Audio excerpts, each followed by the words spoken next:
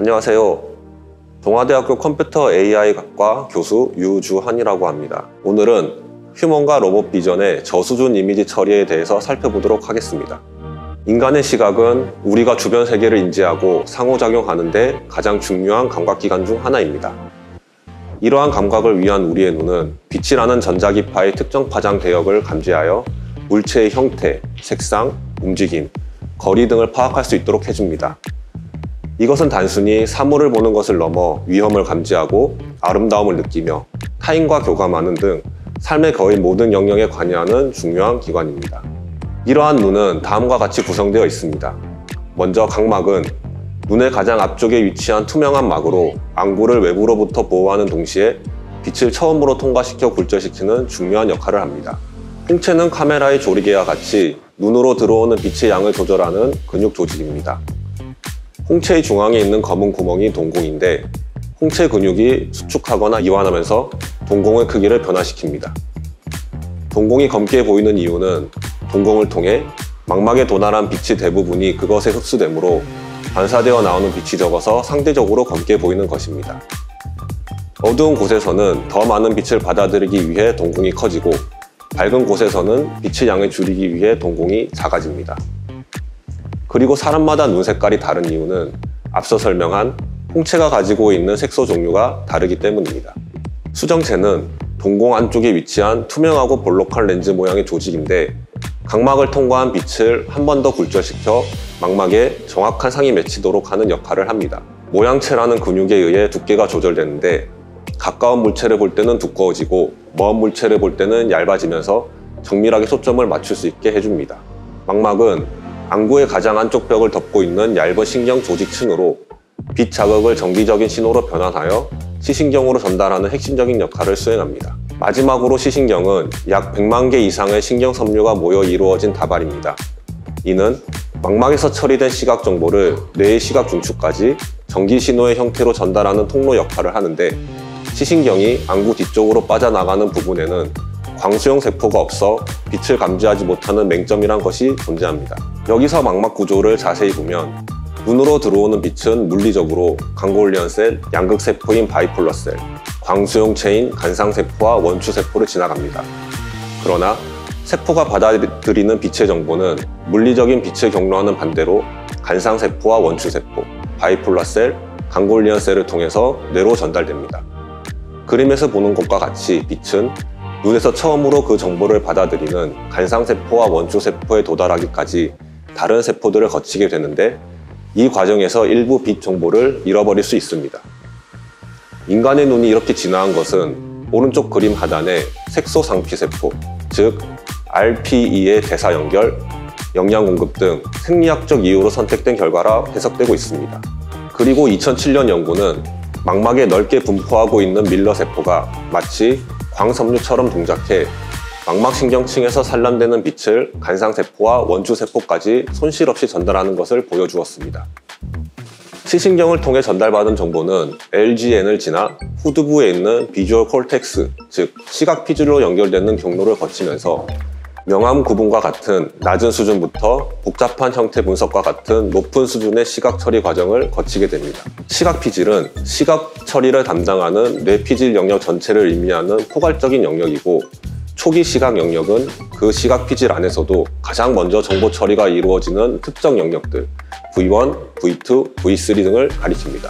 이 이미지는 초기 시각 영역을 fMRI로 촬영한 것인데요. 머리 뒤쪽 부분에 있는 V1부터 V3A까지의 영역들이 위치하는 것을 볼 수 있습니다. 초기 시각 영역의 V1에서는 단순하고 국소적인 시각 정보, 예를 들어 엣지 정보 등을 처리하고 V2, V3, V4로 갈수록 방위조합, 착시, 윤곽선, 시차, 색상 등과 같은 조금 더 복잡한 특성을 분석하는 계층적 처리 과정이 이루어집니다. 여기서 주목할 것은 인간은 낮은 수준의 대비 정보나 엣지 등을 초기에 추출해서 복잡한 이미지를 인식하기 위한 기본 요소로 사용한다는 것입니다. 엣지는 명암 변화가 큰 지점에서 발생하기 때문에 이것을 추출하기 위해서는 빛의 명암을 먼저 구분해야 합니다. 앞서 언급한 강골리언 셀과 LGN에서 이 명암 정보를 추출하여 시각 피질로 전달하는 역할을 합니다. 엣지 정보를 추출하는 세포들이 있다는 것을 발견한 실험이 있습니다. 허블과 비셀은 뇌의 특정 부분에 전극을 삽입한 고양이에게 간단한 방향 막대 모양의 슬라이드를 화면에 투사하여 보여주었습니다. 이때 동일한 시야 위치와 동일한 방향 자극에 반응하는 세포들이 있다는 것을 발견했습니다. 이 발견으로 그들은 1981년 노벨 생리의학상을 수상했고요. 이렇게 엣지는 생물학적으로도 엣지마저 추출하는 세포가 따로 있을 정도로 고차원적인 시각 정보를 분석하기 위한 아주 중요한 요소임을 알 수 있습니다. 로봇 역시 복잡한 이미지를 해석하는 데 있어서 인간처럼 엣지 정보를 이용하는데, 이것을 추출하는 과정은 인간이 빛의 대비 정보로부터 계층적으로 엣지를 추출하는 것과 비슷합니다. 이러한 엣지를 로봇은 어떻게 추출하는 걸까요? 로봇은 카메라를 이용해서 시각 정보를 받아들입니다. 인간의 눈과 비슷한 부분이죠. 이 그림처럼 물체의 빛 혹은 반사된 빛은 렌즈를 거쳐 인간의 망막에 해당하는 필름에 맺히게 됩니다. 지금도 필름에 대한 수요는 있지만 대부분 이 필름의 이미지 센서라는 반도체 수다로 대체되었죠. 이렇게 받아들인 빛의 정보는 앞서 설명한 눈의 시각 피질과 LGN처럼 이미지 시그널 프로세서, 즉 ISP나 좀 더 상위 프로세서를 거치면서 낮은 수준의 시각 정보를 분석합니다. 이미지 센서는 렌즈를 통해 직광된 입사광, 즉 광자를 포토다이오드를 통해 수신하고 이것을 전압으로 변환한 후 아날로그 디지털 변환기를 이용하여 디지털 값으로 변환합니다. 오른쪽 그림에서 보는 것과 같이 이미지 센서는 수많은 포토다이오드 배열로 이루어져 있습니다. 광자 흡수를 집중시키기 위해서 각각의 포토다이오드 위에 아주 작은 렌즈를 이용하는데, 인간의 광수용체와 같이 레드, 그린, 블루색을 얻기 위해서 각각의 색상 필터를 렌즈와 함께 사용하기도 합니다. 이렇게 이미지 센서에서 디지털 신호로 변환된 값들은 우리에게 오른쪽 그림과 같이 이미지라는 형태로 보여지게 됩니다. 그리고 일반적으로 하나의 포토다이오드의 값은 이미지에서 하나의 픽셀 값으로 대응되는데, 밝으면 큰 픽셀 값을 가지고 어두우면 작은 픽셀 값을 가집니다. 이러한 픽셀들로 이루어진 이미지에서 어떻게 저수준 정보를 처리할까요? 저수준 정보들 중에서 대표적인 것이 앞서 인간의 시각 정보 처리에서 설명한 엣지 정보입니다.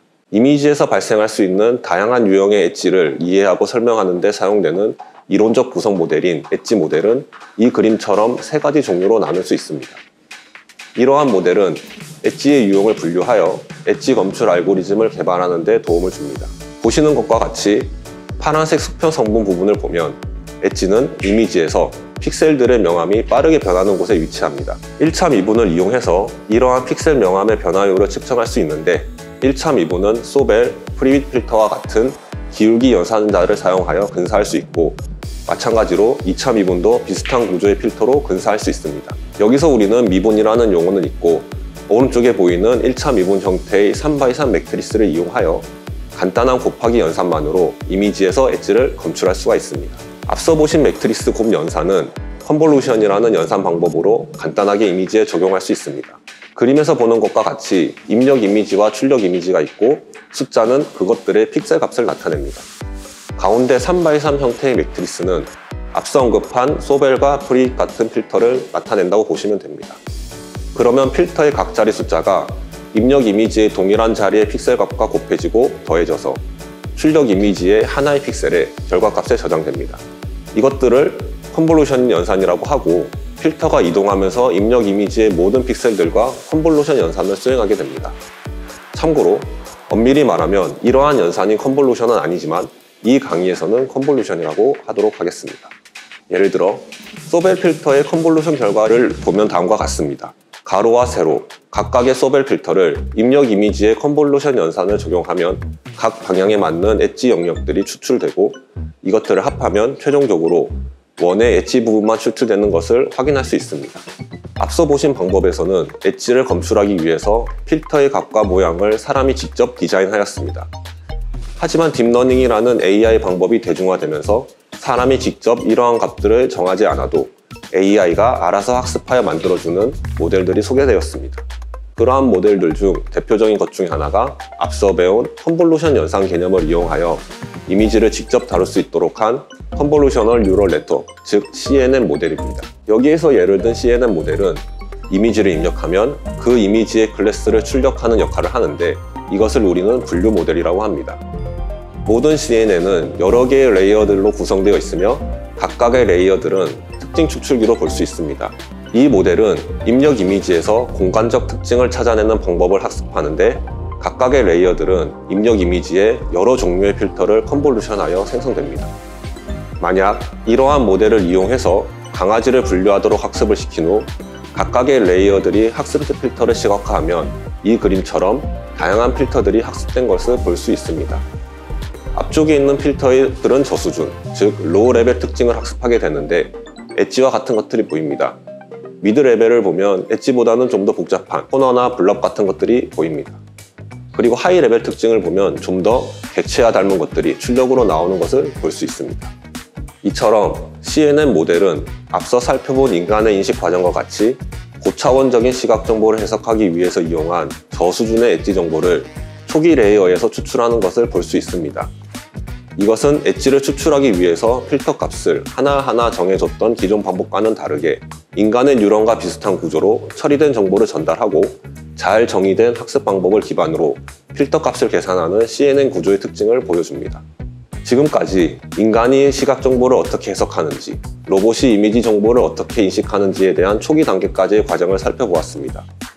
이러한 초기 과정들은 좀 더 복잡한 정보 처리 과정을 통해서 인공지능 비전 기술과 결합해서 좀 더 복잡한 실생활에서 많이 이용될 수 있는 그런 서비스를 개발하는 데 이용됩니다. 앞으로 이런 기술을 연구하기 위한 환경들은 여기 동아대학교 컴퓨터 AI 학과에 충분히 제공되고 있으니 인공지능을 위한 동아대학교에서 함께 미래의 인공지능 기술을 설계해보면 좋을 것 같습니다. 감사합니다.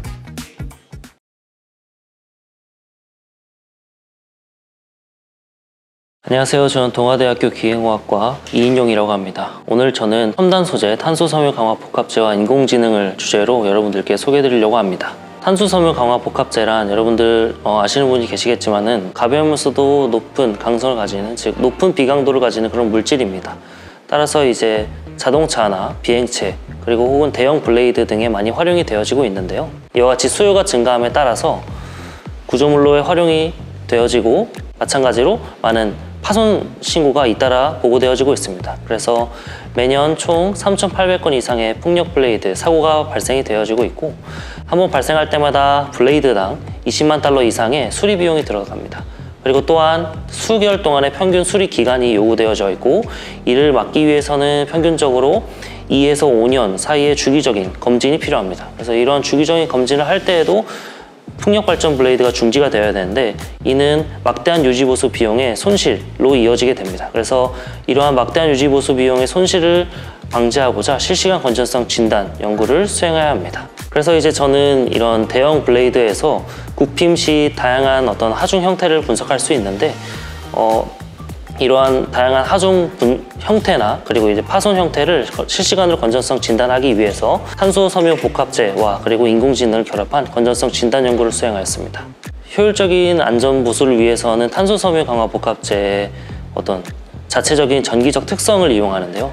두 가지로 크게 압저항 효과 그리고 전기적 신호 우회 효과를 노립니다. 압저항 효과 같은 경우는 기계적 변형률에 전기저항 변화율이 비례한다. 즉 늘어날 때는 증가하는, 그리고 압축될 때는 이제 감소하는 그런 전기저항 변화율을 바탕으로 건전성을 진단하는 것입니다. 그리고 전기적 신호 우회 효과는 어떤 두 전극 사이에 전기적 신호가 흐를 때 그 사이에 파손이 존재한다는 가정하에 그 전기적 신호가 우회하기 때문에 전기적 변화를 일으킨다라는 크게 두 가지 원리를 바탕으로 전기 신호가 변했을 때 구조물에 어떠한 하중 그리고 어떠한 파손이 있는지를 진단하는 그런 기법입니다. 그래서 기존에는 이런 기법을 바탕으로 전극을 설치하고 건전성 진단을 했을 때 촘촘히 전극을 설치해야 된다는 이제 아주 큰 한계점이 있습니다. 그러니까 예를 들어서 2m짜리 풍력 블레이드를 건전성 진단하기 위해서는 수많은 전극이 배치되어야 되죠. 그래서 이는 이제 데이터의 복잡성에 따라서 추가적으로 실시간 건전성에 대한 큰 한계점을 보여줄 수 있기 때문에 저는 CNN을 활용한 건전성 기법 연구를 수행하였습니다. CNN을 간단하게 설명드리면은 앞서서 이제 수학적으로 어떤 데이터를 처리하기 위해서 많이 활용되어지고 있지만은 인공지능 차원에서도 많이 활용되어지고 있습니다. 그래서 왼쪽 하단에 보시는 필터 같은 게 이제 상단에 보이는 E라는 어떤 그 이미지를 처리하기 위해서 필터가 이미지 왼쪽부터 오른쪽으로 샅샅이 이제 훑어가면서 한 칸씩 움직이는 것을 이제 스트라이드라고 하고, 움직일 때마다 그 겹치는 영역에서의 숫자를 다 곱하고 합산해서 표시하는 게 이제 피처 맵의 형태로 표현이 됩니다. 그래서 피처 맵 구간을 나누어서 그 구간에서의 가장 큰 숫자 혹은 작은 숫자만 빼와라 라고 하는 이제 풀링 개념을 거쳐서 마지막으로 이제 일렬로 숫자가 배열이 되고, 이를 통해서 처리된 이미지가 어떤 하나의 결과값으로 학습이 되는 것을 CNN이라고 합니다. 그래서 저는 어떤 이미지를 바탕으로 학습을 하였냐면은 넓은 평판에 총 16구간을 나누고, 그리고 큰 구간 하나에 5구간의 작은 구간을 나눠서 총 80구간의 무거운 추를 올려놨다가 제거하는 그런 실험을 반복해서 했습니다. 그래서 올려놓을 때마다 굽힘이 작용하기 때문에 전기저항의 변화가 발생하고, 이를 통한 건전성 진단 연구를 수행하였습니다. 그래서 추의 무게는 총 3가지, 그리고 추가 올라가는 그 구역은 총 80가지, 이렇게 해서 다양한 굽힘 에너지 그리고 굽힘 위치에 따른 건전성 진단을 하였습니다. 그래서 추를 올려놓으면은 이제 전기 저항이 실시간으로 바뀌게 되는데요. 이런 바뀌는 그래프를 캡처를 하여서 이제 흑백 화면 혹은 이제 컬러를 활용해서 이미지 학습을 수행하였습니다. 그래서 이러한 이미지에서는 어떠한 무게의 추가 어느 위치에 존재를 한다, 이런 것을 학습을 시켜서 실시간으로 어떤 캡처된 이미지를 바탕으로 궁극적인 그 추의 무게와 굽힘의 위치를 예측하는 그런 연구를 수행했습니다. 그래서 이제 CNN 여러 개의 구조가 있는데요. 특징적으로 나타내면은 이제 80구간을 클래시피케이션, 분류하는, 그리고 그 다음으로는 좌표를 직접 찍어내는, 이렇게 크게 2가지 리그레션, 이렇게 2가지를 통해서 CNN 건전성 진단 연구를 수행하였고, 다음으로 이제 복합제에도 다양한 형태가 있기 때문에 그 다양한 형태에서의 3가지의 추 무게를 구분해라 라고 했을 때 평균적으로 88% 이상의 높은 분류율을 보였으며, 80구간에서의 추 위치를 구분해라 라고 하였을 때 전반적으로 높은 80% 이상의 분류 정확도를 보였으며, 조금 더 정확한 이제 예측 오차, 그러니까 거리 오차를 통해서 진단하기 위해서 이 디스턴스 에러, 그러니까 위치 차이죠. 실제로 예측한 거랑 실제 추의 위치가 얼마나 거리 오차가 있는지를 계산했을 때 실제로 이제 CNN을 통해서 80구간을 통한 위치 분류를 수행하였을 때 50mm, 그러니까 5cm 미만의 오차를 보였다는 것을 확인할 수 있었습니다. 그리고 이제 궁극적으로 제가 CNN을 통해서 어떤 이미지를 통해 전기저항 변화 이미지를 바탕으로 내가 이 위치에 파손이 있을 거다라는 것을 이제 예측한 결과를 보여드리고 있는데요. X가 이제 실제 제가 올려둔 거고, 이제 별이 제가 예측한 거입니다. 그래서 보시는 것처럼 이제 예측과 실제가 매우 일치하는 것을 확인할 수 있었습니다. 그리고 마지막으로는 제가 학습 이외의 데이터를 입력으로 주고, 이게 실제로 어느 위치에 어느 에너지 레벨의 굽힘이 있을 건지를 예측하게 해둔 결과고요. 보시는 것처럼 왼쪽에 있는 것이 이제 제가 80구간으로 CNN을 분류 분석하게 한 알고리즘이고요. 보시는 것처럼 정확하게 그 파손 위치를 그리고 에너지 레벨을 예측 진단하는 것을 확인할 수 있었습니다. 그래서 궁극적으로는 이제 첨단 소재와 CNN 이 2가지를 합쳐서 실제 대형 구조물에 실시간으로 건전성 진단 정보가 들어왔을 때 어떻게 예측을 하고, 그리고 그 예측 오차가 어떻게 되는지에 대해서 간단하게 소개드리는 그런 발표를 하였습니다. 향후 미래에 지금 진행되어지고 있는 연구로는 단 2개의 전극으로 2.4m 혹은 그 이상의 풍력 블레이드에 전극을 설치하고 실시간으로 변화하는 전기저항을 바탕으로 충돌이 어디 있는지, 몇 번의 횟수로 있었는지, 어떤 세기로 있었는지, 그리고 굽힘은 어느 정도인지를 진단하는 그런 예측 알고리즘을 연구하고 있습니다. 오늘은 첨단 소재 탄소 섬유 강화 복합재와 인공지능을 결합한 실시간 건전성 진단에 대한 연구로 발표를 하였습니다. 혹시라도 건전성 정보를 통한 건전성 예측, 보전, 그리고 진단 관련된 연구를 하고 싶으신 분들은 궁금하신 부분이 있으시면은 편안하게 영상 댓글로 남겨주시면은 제가 그 부분에 있어서 답변 드리도록 하겠습니다. 감사합니다.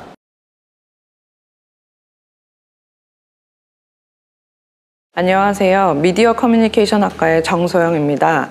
오늘 UX와 HCI라는 주제를 가지고 이야기 나눠보도록 하겠습니다.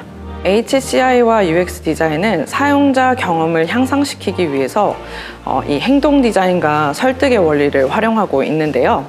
이 두 분야는 기술과 사람 간의 상호작용을 최적화해서 사용자가 제품이나 서비스를 사용할 때 느끼는 감정과 인상을 깊이 이해하고 설계하는 데 중점을 두고 있습니다. 특히 행동 디자인은 사용자의 행동을 유도하기 위해서 동기, 능력, 자극의 요소를 고려해서 환경을 설계하는 방법론으로서 UX 디자인과 밀접하게 연결되어 있습니다. 이러한 접근은 사용자 중심의 혁신을 이끌어내고요. 또 진정한 기술의 편리함과 만족을 창출하는 데 기여하고 있습니다. 여러분은 어떤 기술은 직관적으로 편리한데 어떤 기술은 사용하기 불편하다고 느껴보신 적 있으실까요? 어떤 앱은 너무 편리해서 나한테 딱 맞다. 또 어떤 웹사이트는 너무 복잡해서 정보를 찾기 어렵다. 이런 경험 말입니다. 예를 들어서 직관적인 인터페이스는 사용자가 원하는 작업을 신속하게 수행할 수 있게 해주는데요. 이는 긍정적인 사용자 경험으로 이어질 수 있습니다. 반면에 복잡한 절차나 불명확한 피드백, 이런 것들이 사용자의 혼란을 야기할 수 있는데요. 그 차이를 만들어내는 핵심에는 바로 행동 디자인과 설득 디자인, 그리고 디자인 싱킹이라는 개념이 존재하고 있습니다. 또 오늘은 이러한 것들을 적용해서 챗GPT와 같은 어떤 새로운 기술을 활용해서 UX 디자인을 만들어보는 실제 사례를 한번 살펴보도록 하겠습니다. HCI, 즉 인간 컴퓨터 상호작용이라고 하는데요. 기술과 사람 간의 대화를 연구하는 학문입니다. 이 분야는 우리가 컴퓨터, 스마트폰, 키오스크와 같은 다양한 기술과 얼마나 쉽고 편리하게 소통할 수 있는지를 탐구하는데요. HCI의 목표는 이러한 상호작용을 원활하게 만들어서 사용자 경험을 향상시키는 것입니다. 결국 HCI는 기술이 어떻게 사람들에게 더 나은 서비스를 제공할 수 있는지를 이해하고 디자인하는 데 중요한 역할을 합니다. 자, 다음은 사용자 경험인데요. UX라는 단어로 불리죠. 사용자 경험, 즉 UX는 단순히 제품이나 서비스를 사용하는 것 이상의 의미를 지니는데요. 이는 사용자가 경험하는 모든 감정과 인상, 그리고 상호작용의 총체를 포함합니다. 이러한 경험은 사용자의 만족도와 직결되고요. 제품의 성공 여부를 결정짓는 중요한 요소입니다. 따라서 UX 디자인은 사용자의 기대를 충족시키고 긍정적인 경험을 제공하기 위해 필수적인 요소입니다. 앞서 설명한 HCI는 이론과 분석에 기반을 두고 사람의 인지와 심리를 이해하려는 학문적 접근입니다. 반면 UX는 그 이론을 바탕으로 실제 제품에 적용하는 실천적 디자인이라고 할 수 있겠습니다. 이 두 분야는 따로가 아니라 서로 긴밀하게 협력해야 진정한 사용자 중심 기술이 탄생할 수 있겠습니다. HCI는 인간과 기술 간의 최적의 상호작용을 연구하는 학문이라고 할 수 있는데요. 사람의 심리와 행동을 분석해서 기술과의 대화 방식을 찾아내는 데 중점을 두고 있습니다. 1980년대 초반에 컴퓨터가 대중에게 처음 보급되면서 사용자의 어려움이 문제로 대두되었습니다. 이를 해결하기 위해서 HCI가 발전하게 되었는데요. 이 과정에서 심리학, 컴퓨터 과학, 인간, 공학 등 다양한 분야가 융합되어서 새로운 연구 영역이 형성되었습니다. 도널드 노먼의 사용자 중심 디자인 개념은 이러한 발전에 큰 영향을 미쳤고요. 기술이 아닌 사람의 사용 방식을 고려한 디자인의 중요성을 강조하고 있습니다. 은유는 사용자 경험 디자인에서 매우 중요한 역할을 합니다. 새로운 개념이나 기능을 사용자에게 전달할 때 은유를 활용하면 그들이 이미 알고 있는 것과 연결지어 이해할 수 있도록 돕습니다. 새로운 기술도 사용자에게는 익숙하게 느껴져야 하기 때문에 은유, 즉 메타포가 매우 중요합니다. 예를 들어서 컴퓨터 데스크탑에 휴지통 아이콘처럼 여러분들이 필요 없는 다큐멘트를 버릴 때 이 휴지통을 활용하게 됩니다. 이러한 방식으로 은유는 복잡한 정보를 단순하고 사용자에게 친숙한 경험을 제공하는 데 기여하고 있습니다. HCI 이론을 바탕으로 UX 디자인을 진행할 때 가장 중요한 것은 사용자의 감정과 경험을 깊이 이해하고 이를 설계하는 것인데요. 단순히 기술이 어떻게 작동하는지를 넘어서 사용자가 이 기술을 사용할 때 어떤 기분을 느끼고 어떤 감정을 가질지를 고민해야 합니다. 이를 위해서 먼저 사용자 조사를 통해 사용자가 무엇을 원하는지 그들의 요구를 파악하고 프로토타입을 제작할 수 있고요. 또 이를 바탕으로 사용성 평가를 하게 됩니다. 이 과정을 반복해서 사용자가 원하는 디자인을 완성해 나갈 수 있는 것이죠. 이러한 접근은 디자인 사고와도 연결되어 있어서 사용자 중심의 혁신적인 솔루션을 창출하는 데 필수적입니다. HCI는 깊이 있는 이론적 토대를 제공하고 이를 통해 사용자 경험이 성공적으로 디자인될 수 있도록 든든한 나침반 역할을 하게 되는데요. 반면에 UX는 그 나침반을 들고 실제 길을 만들어 나가면서 사용자의 현실적인 요구와 감성을 만족시키는 실천적인 디자인을 구현하게 됩니다. 이 두 분야의 협력이 없이는 진정으로 편리하고 만족스러운 기술을 창출할 수 없다는 점을 강조하고 싶네요. 다음은 디자인 싱킹과 이를 활용해서 챗GPT라는 새로운 기술을 한번 가지고 사용자 경험을 접근해 보겠는데요. 디자인 싱킹은 사용자 중심의 문제를 해결하기 위한 창의적인 접근 방식입니다. 이 방법론은 사용자의 니즈를 깊이 이해하고요. 그에 맞는 혁신적인 아이디어를 도출하는데 중점적인 역할을 하게 됩니다. 디자인 싱킹의 핵심은 단순히 문제를 해결하는 것이 아니라 공감, 정의, 아이디어 도출, 프로토타입 제작, 테스트 이 5단계를 활용해서 문제를 해결하는 매우 실용적인 접근입니다. 이러한 접근 방식은 새로운 기술, 즉 챗GPT와 같은 도구를 활용해서 사용자 경험을 더욱 풍부하고 의미 있게 디자인하는 데 큰 도움이 될 수 있습니다. 디자인 싱킹의 5단계를 좀 더 구체적으로 살펴보겠습니다. 우선 이 과정은 5가지 핵심 단계로 구성되어 있습니다. 첫 번째 단계인 공감은 사용자의 필요와 감정을 이해하는 데 중점을 두고요. 두 번째 단계인 정의에서는 문제를 명확히 규명하게 됩니다. 이어서 아이디어 단계에서는 창의적인 해결을 모색하고 프로토타입 단계에서는 실제로 구현 가능한 모델을 제작합니다. 마지막으로 테스트 단계에서는 사용자 피드백을 통해서 솔루션을 검증하고 또 개선하는 과정을 거치게 됩니다. 여러분도 아마 챗GPT를 사용해 보셨을 텐데요.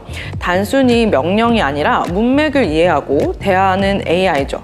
이러한 대화형 인터페이스는 사용자가 자연스럽게 기술과 상호작용할 수 있도록 합니다. 여기서 중요한 건 이 대화 자체가 UX 디자인의 대상이라는 점입니다. 대화형 인터페이스의 발전은 우리가 기술과 소통하는 방식을 혁신적으로 변화시키고 있는데요. 이제는 단순한 명령어를 넘어서 AI가 복잡한 질문을 이해하고 맥락을 또 파악하고요. 자연스러운 대화를 나눌 수 있게 되었습니다. 예를 들어서 챗GPT와 같은 AI는 사용자의 대화를 통해 개인 맞춤형 경험을 제공할 수 있는데요. 이는 스마트폰이나 AI 스피커와의 상호작용을 더욱 매끄럽고 직관적으로 만들어줄 수가 있습니다. 이런 대화형 인터페이스는 키보드나 마우스 없이도 자연스럽게 기술과 소통할 수 있게 되는데요. AI는 사용자의 행동과 선호도를 학습해서 넷플릭스나 유튜브처럼 개인에게 최적화된 컨텐츠를 추천할 수 있게 됩니다. 나만을 위한 맞춤 경험을 선사하게 되는 것이죠. 이는 사용자가 림백, 즉 의식을 활용하고 힘들여 자신이 원하는 컨텐츠나 기능을 찾는 게 아니라 알아서 찾아주는, 그러니까 소파에서 TV를 편안하게 시청하듯이 큰 의식적 노력 없이도 원하는 정보를 받을 수 있게 되는 것입니다. 이러한 최신 트렌드는 AI가 사용자 경험을 더욱 풍부하게 만들어주고요. 앞으로 AI가 디자인하는 AI라는 개념까지 등장할 수가 있게 됩니다. 이처럼 AI와의 대화는 우리의 경험을 한층 더 향상시키고 있습니다. 행동 디자인은 사용자가 특정 행동을 하도록 유도하기 위해 환경을 설계하는 방법론인데요.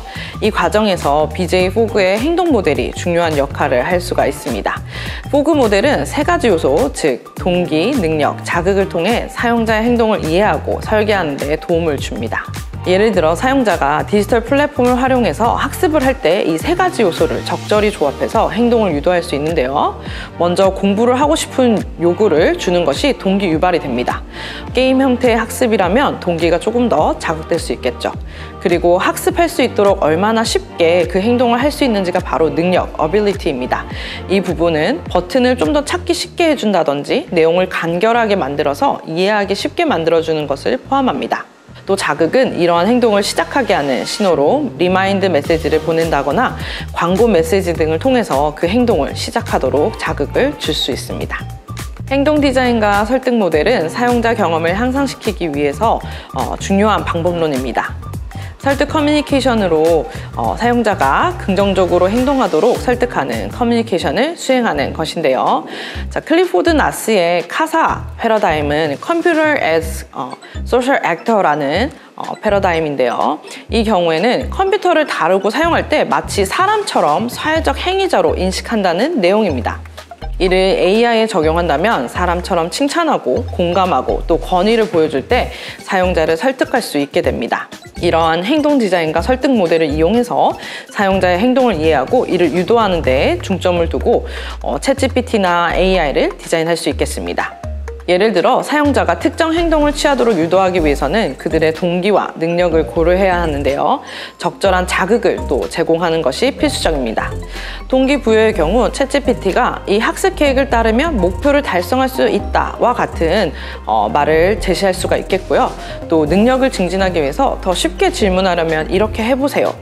이런 말을 해줄 수가 있겠죠. 또 적절한 자극의 경우 이제 다음 단계로 넘어가 볼까요? 이렇게 명확한 행동을 유도할 수도 있겠습니다. 사회적 상호작용으로 칭찬, 격려, 개인화된 응답을 통해서 사용자가 AI에 대한 더 호감을 느끼게 하고요. 지속적으로 이 기술을 사용할 수 있도록 유도하는 것이 핵심 포인트입니다. 이렇게 5단계의 디자인 싱킹을 적용해서 공감과 정의, 아이디어, 또 프로토타입, 테스트의 과정에서 이렇게 도출을 해볼 수가 있겠는데요. 먼저 공감을 통해서는 각 사용자 그룹의 공통된 행동과 감정의 패턴 발견하는 것이 중요하다고 했습니다. 이를 통해서 문제를 정의를 하고요. 이 정의를 바탕으로 아이디어가 나오는데요. 이 아이디어 부분에서 이제 챗GPT의 경우는 페르소나를 적용하는 것이 중요하다는 것이 여러 플랫폼을 통해서 나타나고 있습니다. 리플리카나 두오링고, 셀리체프 등을 보시면은 개인 같은 어떤 인격을 부여하고 성격을 부여해서 사람들이 자꾸 사용할 때 그들에게 사람과 같이 느끼는 그런 패턴을 보실 수가 있겠습니다. 네, 챗GPT에도 이런 성격을 적용을 해서 인격과 같이 대화하는 느낌을 불어넣어 주고요. 또 이것이 잘 반영이 됐는지 확인을 통해서 계속해서 디자인을 개선해 나가는 선순환 구조를 만들어 나갈 수가 있겠습니다. 네, 오늘 짧은 시간을 통해서 이 디자인 싱킹을 활용한 UX 디자인을 살펴보았는데요. 여러분이 매일 사용하고 있는 기술 중에 더 개선하고 싶거나 더 좋은 기술을 만들어내고 싶은 그런 것이 있나요? 그것들을 적용해서 한번 디자인을 해보는 게 어떨까 싶습니다. 그럼 여기까지 하고 마무리하도록 하겠습니다. 수고하셨습니다.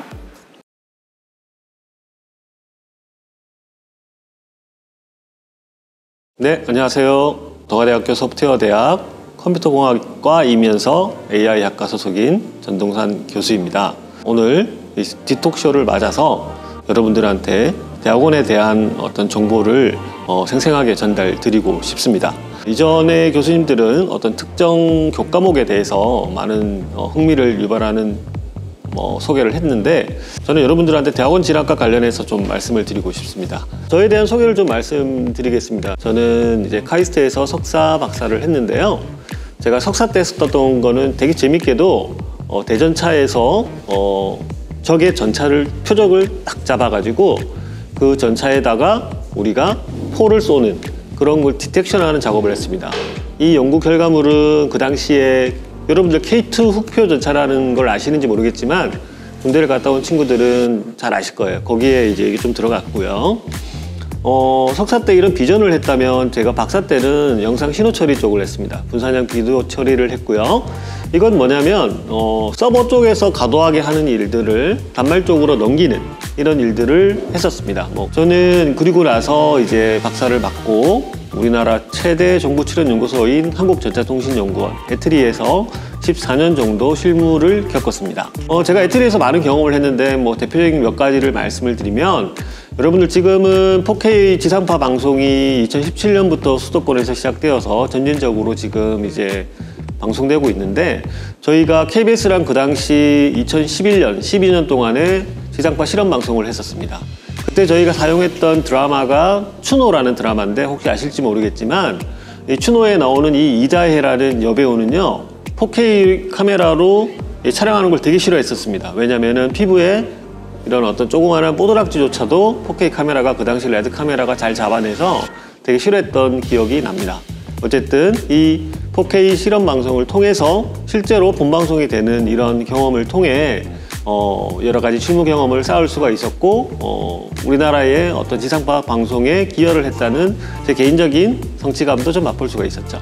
저는 이제 제 대학원생들 박사과정 3명, 석사과정 5명들과 함께 딥러닝 기반의 실감 미디어 신호 처리 융합 연구를 진행을 하고 있습니다. 자, 여기서 제가 여러분들한테 말씀드리고 싶은 거는 대학원 진학을 권유하거나 또는 고민을 할 때 학생들은 항상 처음에는 적극적으로 다가가기보다는 어색해하거나 또는 싫어하는 경향이 많더라고요. 그런데 학부 과정에서 배우는 것들은 굉장히 단편적인 것이고요. 우리가 어떤 문제를 접할 때 그 문제를 풀 수 있는 방법은 다양한 경험이나 협업이나 프로젝트를 통해서 실질적으로 이루어지게 됩니다. 하지만 학부에서는 그런 경험을 할 수 있는 기회가 굉장히 한정적이죠. 프로젝트 수업이나 4학년 때 캡스톤 말고는 그런 경험을 할 수가 없어요. 그래서 여러분들한테 자대든 타대든 대학원을 통해서 여러분들의 전공의 깊이를 더해라, 무기를 만들어서 가라라는 겁니다. 여러분들은 학교에 평생 있을 수 없습니다. 여기는 인큐베이터라고 또 생각하시면 되고요. 이왕이면 어차피 나갈 거면 인큐베이터에서 최대한 많은 영양분을 또는 주사를 맞고 건강한 상태에서 세상을 맞이하는 것이 여러분들이 남아있는 미래에 큰 도움이 될 거라고 저는 확신합니다. 저희 연구실에서 하는 일은 간단하게 말씀드리면은 이런 딥러닝 기반을 기술들을 통해 가지고 다양한 미디어, 비디오 코딩이라든지 즉 압축을 한다든지 또는 3D 리컨스트럭션을 한다든지 아니 딥러닝 기반의 어떤 트랜스포메이션을 한다든지 또는 어떤 퍼셉션한 비주얼 퀄리티를 매저한다든지 이런 것들을 합니다. 보기에는 되게 재미없어 보이기 때문에 넘어가겠지만 여러분들 세상에서 제일 재미있는 거는 물론 연애를 할 때도 재미있고 게임을 할 때도 재미있지만 학문을 통해서 뭔가 새로운 걸 배울 때 그때 또 아주 큰 재미를 느낄 수가 있습니다. 즉 뭐든지 내가 잘할 수 있으면 재미있는 거거든요. 근데 잘하기까지의 그 둔턱을 넘는 과정이 지난할 수는 있지만 그 지난한 과정을 지도 교수님이나 연구실에 있는 서너 배 동료들이 도와줬을 때 여러분들은 그 과정을 넘게 되면 여러분들의 핵심 기술을 얻게 되고 그것은 여러분들이 평생 밥벌이를 할 수 있는 큰 토대가 될 거라고 생각합니다. 미디어가 굉장히 발달하고 있는데요. 지금 우리가 알고 있는 단순한 2D 비디오에서 이제 4K, HDR 또는 와이드 컬러 가멧 이런 여러 가지 360 비디오까지 데이터의 양이 굉장히 커지고 있고요. 기존에는 우리가 리니어하게 방송을 시청을 했었죠. 예를 들면 무한도전 하면 토요일 오후 5시에 딱 기다리고 있어야 됐는데 그렇지 않죠. 지금은 모바일을 통해 가지고 핸드헬드 디바이스에서 anytime, anywhere, any 디바이스로 소비를 할 수가 있습니다. 따라서 이제 미디어의 환경 자체가 굉장히 많이 변하면서요. 미디어 자체도 굉장히 퀄리티가 발전했습니다. 좀 더 퀄리티가 좋은 대용량의 데이터들이 생기다 보니까 원본 데이터량이 이렇게 굉장히 많이 커지게 되었어요. 원본 데이터량이 이렇게 커지다 보니까 네트워크의 밴드위스는 굉장히 좁죠. 즉 코끼리를 냉장고에 집어넣으려면 어떻게 해야 되죠? 코끼리를 꾸겨 넣어야 되죠. 그걸 우리는 비디오 압축이라고 부릅니다. 이런 비디오 압축은 국제 표준에 따라서 움직이고 있고 저희 대학원생들은 그래서 다들 국제 표준 전문가로서 해외에 나가서 넷플릭스나 퀄컴이나 또는 국내의 LG, 삼성들과 협업하면서 다양한 표준화 활동을 진행하고 있습니다. 이런 것들은 이제 연구실에 오면 얻을 수 있는 다양한 메리트 중에 하나가 되겠죠. 그래서 비디오 압축에 대한 부분은 여러분들한테 간단하게 그냥 넘어가고요. 실제로 동영상을 하나 보여드리는 게 되게 재미있을 것 같거든요. 국제 표준화회의는 석 달에 한 번씩 열립니다. 한 번은 미국, 한 번은 유럽, 한 번은 아시아, 한 번은 아프리카 이런 식으로 해서 석 달에 한 번씩 열리게 되는데 저희 학생들도 대학원생들은 이제 자기 개인 기술을 기고서를 쓰고 가서 발표를 하게 됩니다. 여기가 이제 기술 발표를 하는 곳이고 이 학생은 제 연구실의 박사과정 학생입니다. 이렇게 저희 학생들이 플로어에서 실질적으로 영어 스피킹을 통해 가지고 자신의 기술을 발표를 하고요. 오른쪽 그림과 같이 그 기술에 대해서 다른 경쟁 회사라든지 옆에 있는 체어들과 함께 이 기술의 진보성, 신규성에 대해서 논의하고 표준에 넣을지를 결정하게 됩니다. 네, 이런 표준에 들어가게 되면 어떻게 되느냐? 표준 기술로 인정을 받아서 20년 동안 로얄티를 받거나 또는 특허 라이센싱을 통해 가지고 엄청난 돈을 일시적으로 벌게 될 수 있죠. 즉 공부하면은 돈 버냐? 라고 물어보시는데 대학원 과정을 통해서 다양한 프로젝트를 통해서 이런 어떤 기술적인 IPR을 확보하게 되면 경제적인 리워드도 얻을 수가 있습니다. 자, 뭐 이것도 또 다른 삿포로에서 열렸던 저희 대학원생들의 발표를 뭐 말씀드렸던 거고요. 이런 대학원 활동을 하면 어떤 일들이 생길까요? 일단 기본적으로 영어 스피킹이 되겠죠. 두 번째로 영어 라이팅이 되겠죠. 세 번째로 또 아주 무형의 연구 네트워크가 생깁니다. 여기 있는 사람들과 필요하면 협업해야 되고요. 주로 여기 있는 사람들은 국내외 아주 유명 기업들입니다. 퀄컴, 넷플릭스, 텐센트, 뭐 오포, 여러 가지 또 뭐 기관들이 있습니다. 이런 뭐 틱톡, 바이스댄스 같은 경우도 있고요. 우리나라의 LG, 삼성 같은 경우도 있죠. 이런 인적 교류를 통해서 연구 네트워크를 가지고 또 취업의 길이 또 보장이 될 수가 있고 해외로 취업할 수 있는 이 문도 열리게 됩니다. 이런 모든 일들이 나에게 일어날 수 없는 일이라고 생각하면 아무것도 아닌 겁니다. 그런데 뭐든지 시작하면 바로 여러분들은 일단 버티기만 하면 됩니다. 열정이 중요한 게 아니라 끈기가 중요하다는 말이 그래서 나오는 거고요. 제가 제일 좋아하는 페이스북, 지금 메타죠. 메타의 예전 슬로건이 Done is better than perfect입니다. 일단 하고 보자는 거죠. 그러면 주변의 환경을 통해서 그리고 개인의 노력을 통해서 여러분들이 어떤 전문 지식을 얻게 되고 부가적으로 얻게 되는 다양한 요소들을 가질 수가 있습니다. 무엇을 통해서? 여러분들의 끈기와 그리고 주변 환경, 그 주변 환경 중에서 추천 제가 드리고 싶은 게 대학원 진학도 그 안에 포함이 된다는 걸 말씀드리는 겁니다. 그래서 기술 이전도 많이 했고요. 뭐 여기는 사실 기술 이전 금액이 작게 있지만 또 많은 금액의 기술 이전을 하게 되었습니다. 지금 보시는 거는 굉장히 복잡해 보이는 블록 다이어그램과 그리고 뭐 도표들 그리고 산수들이 나오지만 이러한 것들이 알고 보면 우리는 엔지니어죠. 엔지니어의 언어는 수학입니다. 그렇기 때문에 이러한 논문을 하나 써서 여러분들이 발간한다면 여러분들은 기본적으로 논리적인 글쓰기에 대한 논리성을 가질 수가 있고요. 영어 라이팅은 기본이고요. 그리고 여러분들 스스로가 나를 증명하기 위해서 굳이 노력할 이유가 없습니다. 좋은 학술지에다가 논문을 게재하게 되면 제가 뭐 어떤 사람이에요 라는 말을 할 필요가 없다라는 거죠. 즉, 이 논문을 제시함으로써 저는 이런 학술적 성과가 있습니다 라는 거를 충분히 다른 사람들이 쉽게 여러분들의 노력 없이 인정받을 수가 있습니다. 그래서 기술은 계속해서 진보하고 있습니다. 그리고 최근에 딥러닝의 개발을 이유로 모든 분야에서 지금 딥러닝은 들어오고 있고요. 저희 컴퓨터공학과 그리고 AI학과는 당연히 이 딥러닝과 관련된 코어 기술들을 공부하고 있습니다. 펀더멘털한 기술들을 기반으로 응용 기술까지 여러분들이 확보를 하기를 저는 진심으로 바라고요. 여기는 저희 연구실의 소개를 드리고 있고요. 여기 밑에 보시면은 아이들이 전부 다 각자의 이력을 관리를 하고 있습니다. 저희는 항상 석 달에 한 번씩 이력서를 리프레시를 하고 업데이트하게 되어 있습니다. 그렇게 해서 자기의 이력서를 계속 매주매를 업데이트하면서 프로그레스하게 나가는 과정을 제가 독려하고 있는 상황입니다. 그리고 좋은 논문도 열심히 많이 쓰려고 노력을 하고 있습니다. 가장 최근 1년 정도의 논문인데요. 이 저널의 가치는 여러분들이 나중에 이 부분에 엑스퍼트가 된다면 굉장히 좋은 저널이구나 라는 것을 알 수 있게 될 것입니다. 다양한 프로젝트를 하고 있습니다. 여러분들 키우려면 돈이 필요하거든요. 그래서 저는 여러분들한테 연구적인 인사이트를 줄 뿐만 아니라 외부에 나가서 많은 돈을 가져와야 됩니다. 그래야지 여러분들에게 학비와 생활비를 줄 수가 있거든요. 그리고 그 돈으로 여러분들은 발전할 겁니다. 저는 많은 돈을 줍니다. 왜냐하면은 지금 당장 그 학생들이 그 돈을 받을 자격이 있진 않지만 그 돈을 받을 만큼의 품격을 갖춰라는 의미로 많은 돈을 주고 있고요. 그리고 그렇게 되기를 바라면서 계속해서 함께 생활해 오고 있습니다. 소프트웨어 대학의 저는 부학장이기도 하지만 대학원 책임 교수이기도 합니다. 저희 소프트웨어 대학 컴퓨터공학과는 일반 대학원으로 설치되어 있고 현재 약 30명이 있습니다. 저는 제 재임 기간 동안에 대학원생들을 한 100명 정도까지, 그래서 대학원이 강한 학과로 만들고 싶습니다. 대학원이 강해야 취업의 질이 높아지고 그 대학원생들을 통해서 여러분들이 또 인스파이어 되어서 열심히 공부할 수 있을 것이라고 믿습니다. 재미없는 대학원 진학 권유라고 생각하지 마시고 여러분들의 진로의 하나의 또 커다란 축이라고 생각을 하셨으면 좋겠습니다.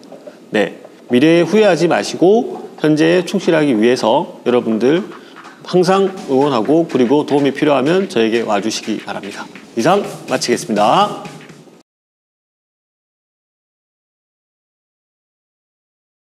여러분 안녕하세요. 저는 동아대학교 컴퓨터공학과의 한정규 교수입니다. 오늘은 개인화된 추천에 사용되는 개인화 추천 알고리즘에 대해 살펴보도록 하겠습니다.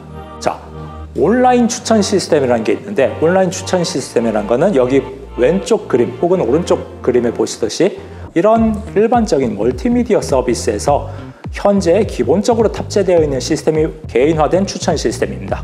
개인화된 추천 시스템이라는 것은 개인의 소비 내용, 즉 책이라면 어떤 책을 구입했다, 혹은 영화라면 어떤 영화를 시청했다라는 것을 바탕으로 사용자가 아직 소비하지 않은 아이템 중에서 개인의 취향에 부합할 만한 아이템을 추천한 것이 개인화된 추천 시스템입니다. 그래서 이번에는 이러한 개인화된 추천 시스템이라는 게 컴퓨터공학적으로 어떤 것인지 라는 추천 시스템의 개요와 이 개인화된 추천 시스템에 적용되는 기본적인 알고리즘에 대해서 살펴보도록 하겠습니다. 온라인 쇼핑몰, 2021세기에 들어서 인터넷이 보급되면서 온라인 쇼핑몰이 많이 보급이 되었는데, 그 온라인 쇼핑몰에 현재 항상 탑재되어 있는 시스템이 있습니다. 그 중에 하나가 개인화된 추천 시스템인데, 이게 어떤 시스템이냐, 왜 개인화된 추천 시스템은 어떤 거냐 하면, 앞에서 말씀드렸듯이 소비자 혹은 사용자의 소비 내역을 바탕으로 해서 사용자가 좋아할 만한, 다르게 말하면 취향에 부합하는 아이템을 추천하는 게 개인화된 추천 시스템입니다. 이게 왜 현재 모든 온라인 쇼핑몰에 탑재되어 있냐면은, 우선 사용자 측면에서는 많은 아이템들 중에서 개인의 취향에 맞는 아이템을 빠르게 검색해주기 때문에 사용자는 시간을 들이지 않고 본인이 좋아하는 아이템을 빠르게 소비할 수 있게 됩니다. 그 결과 내가 좋아하는 아이템을 찾기 위한 검색 시간이 단축되고, 그 결과 서비스에 대한 이용자의 만족도가 증가하고, 이는 재방문으로 이어져 결국 사업자 입장에서 이익 창출에 기여하게 됩니다. 그리고 사업자 입장에서는 개인에게 취향에 맞는 특히 틈새 아이템을 추천해 줄 수 있으므로 이 틈새 아이템 소비로 인한 매출이 증가합니다. 여기서 중요한 게 틈새 아이템인데, 만약에 인기 있는 아이템을 추천한다면, 인기 있는 아이템은 사실 추천을 하든 하지 않든 많은 소비자가 이미 알고 있을 가능성이 높습니다. 따라서 인기 있는 아이템보다는 본인의 취향이 맞지만은 잘 찾지 못하는 그런 어떤 틈새 아이템 소비를 추천 시스템이 추천해 줌으로써 결과적으로 사업자의 매출이 증가합니다. 이러한 추천 시스템을 컴퓨터공학적으로 정의를 하면은 다음과 같은 문제가 됩니다. 어떤 문제냐면은, 우선은 여러 개의 많은 양의 추천 후보가 될 수 있는 아이템 풀이 존재합니다. 그래서 추천 시스템이 하는 일은 그 추천 후보 아이템 풀에 있는 여러 아이템 중에서 어떤 기준에 부합하는 아이템만을 K개를 골라서 추천 대상 사용자에게 추천하는 것이 추천 시스템의 문제 정의가 됩니다. 그럼 이 기준이라는 게 뭐냐 하면은 여러 가지를 생각해 볼 수 있는데, 제1의 기준이 되는 것이 사용자가 좋아할 만한 아이템이어야 한다가 첫 번째 기준이 됩니다.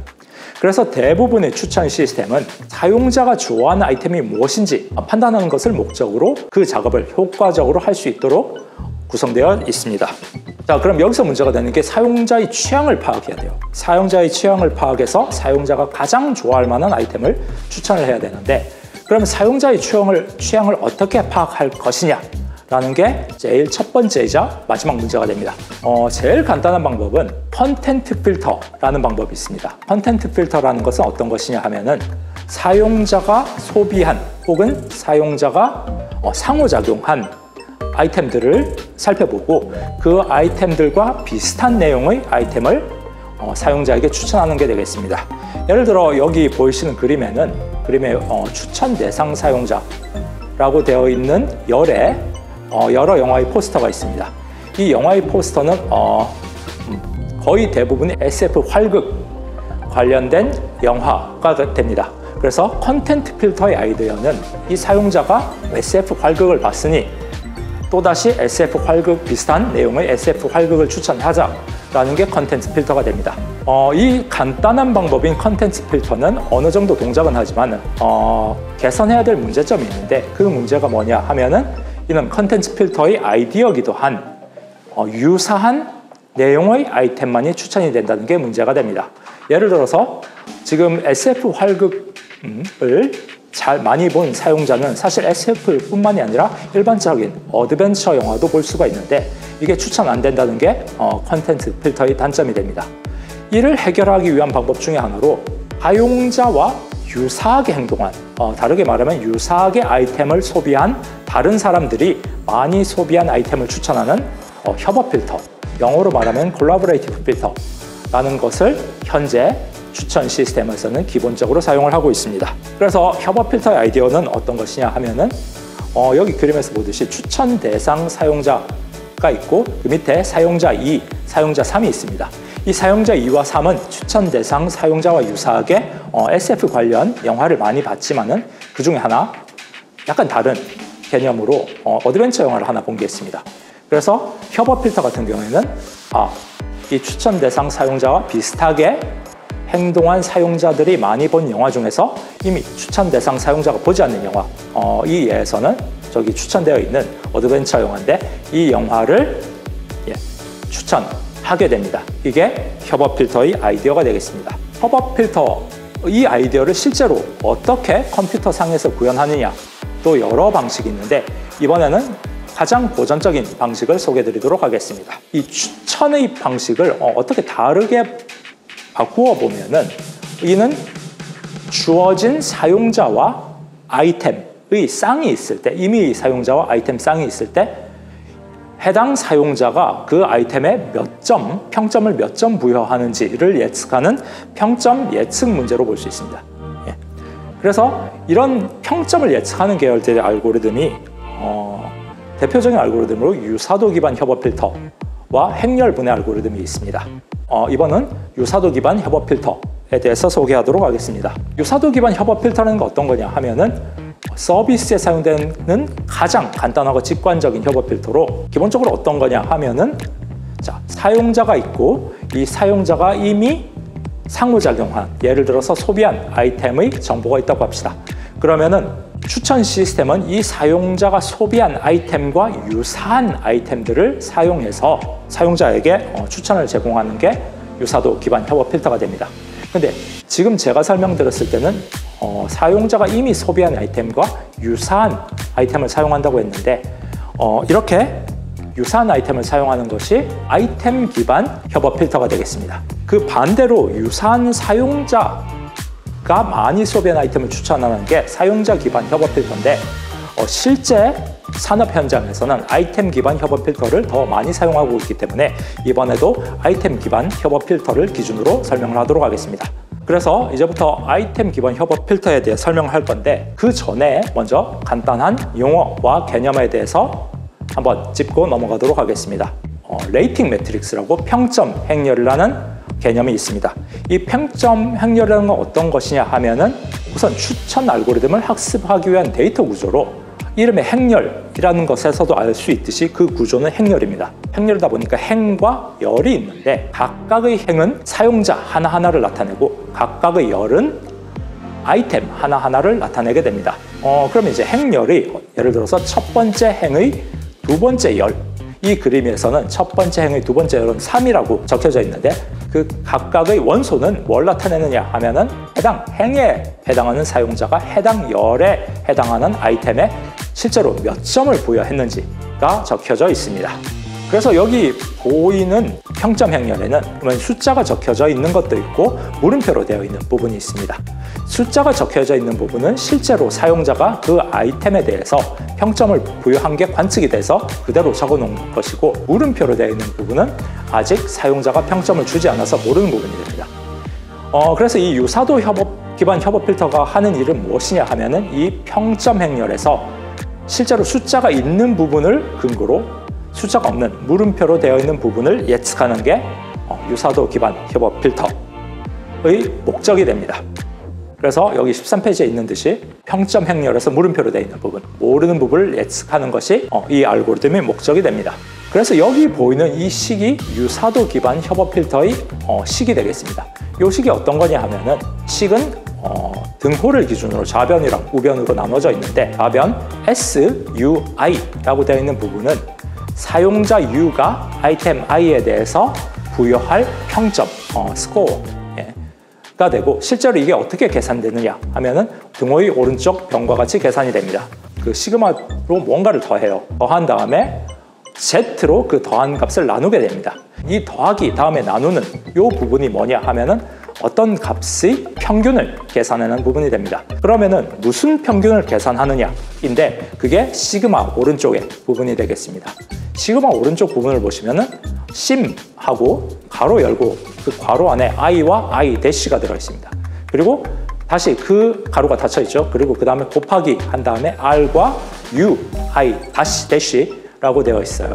자, 그럼 이 부분이 핵심인데 이 부분이 어떤 거냐 하면은 우선 이 부분을 설명하기 위해서 먼저 심이라는 부분을 설명드리도록 하겠습니다. 이 심이랑 가로가 열리고 닫히는 부분은 어떤 함수입니다. 함수인데 뭐를 계산하느냐 하면은 두 개의 아이템 사이의 유사도를 계산을 합니다. 그래서 실제 저 식은 아이템 i와 아이템 i 대시 사이의 유사도를 계산을 하는 부분이 되겠습니다. 그리고 그 다음에 유사도와 곱하기가 되어 있어요.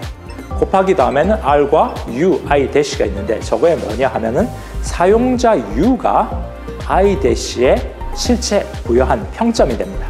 그래서 저 부분은 i 대시의 사용자 u가 부여한 평점 곱하기 어떤 아이템 i 유사도를 계산하는 부분입니다. 그리고 i 대시가 뭐냐 하면은 i 대시라는 거는 사용자가 이미 실제로 평점을 부여한 아이템들을 이야기합니다.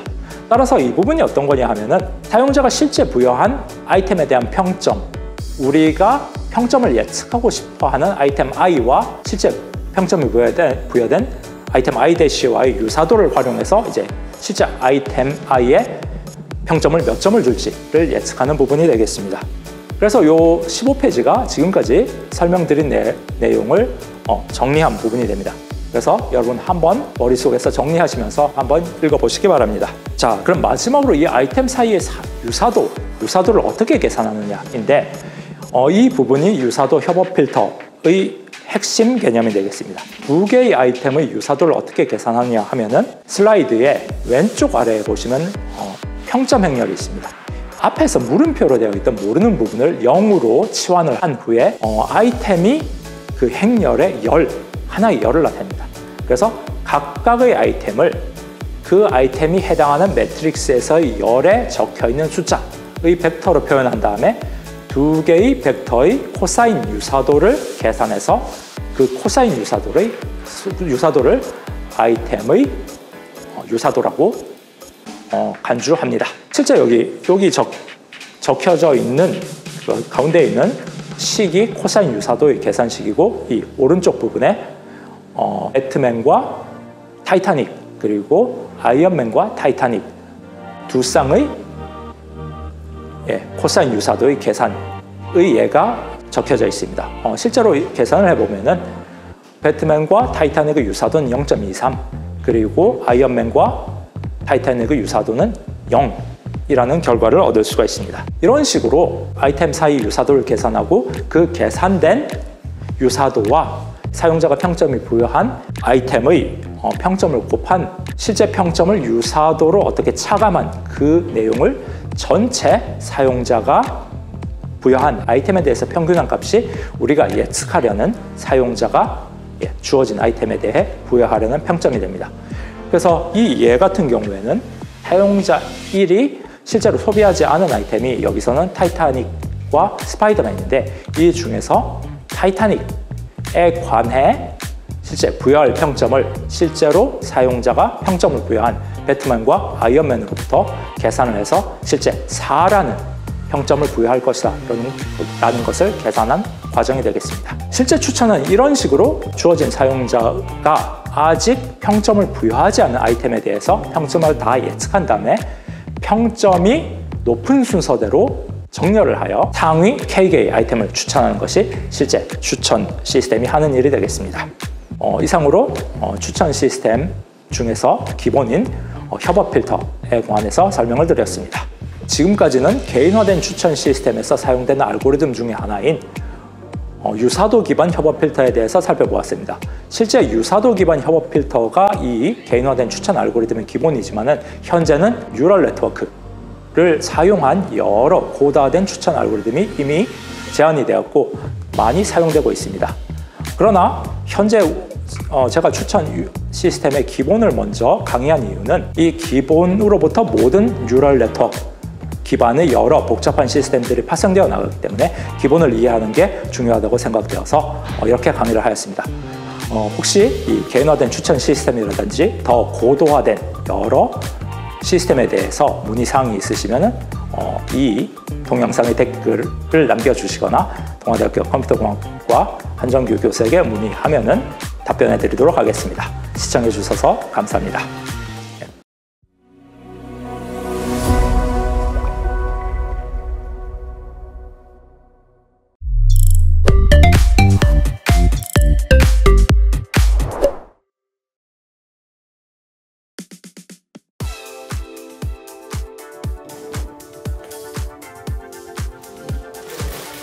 안녕하세요. 동아대학교 컴퓨터 AI공학부 유주한 교수입니다.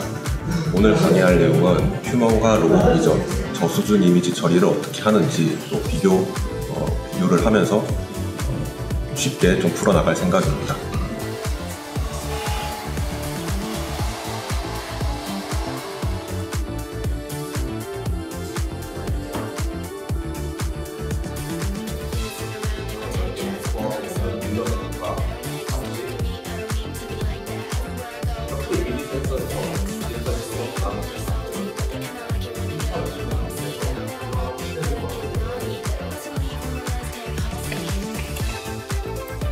기계공학과 이종입니다. 저는 오늘 첨단 소재와 AI 관련된 연구를 발표하도록 하겠습니다.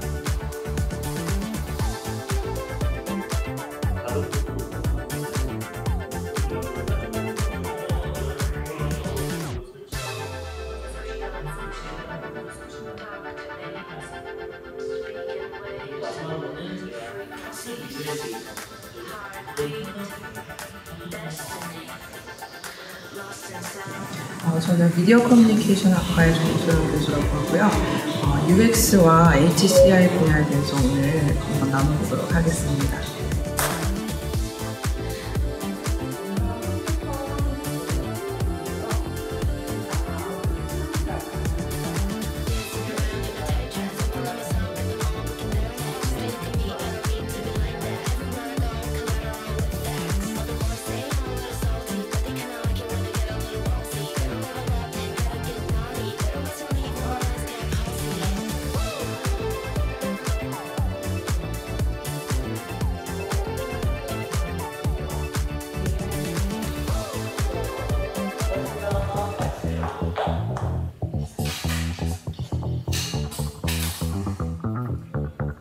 저는 사실 오늘 제가 사실 소프트웨어 대학 부학장이기도 하지만 대학원 책임 교수이기도 한데요.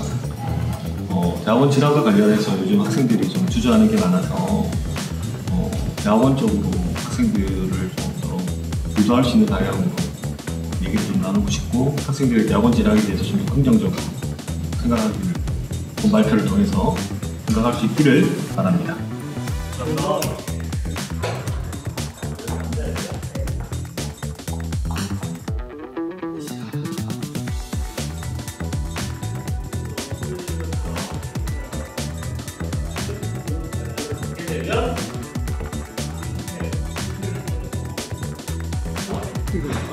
이걸 어머나 감사합니다. 고생 많으셨습니다. 저는 컴퓨터공학과 한정규 교수고 이번에 준비한 자료는 추천 시스템 관련한 자료가 되겠습니다. 온라인 추천 그러니까 어떤 거냐면 온라인 추천서 상품에 대한 개인화된 추천 제공하기 위한 여러 알고리즘 중에 기본적인 알고리즘에 대해서 준비를 했습니다. 왜 개인화된 추천을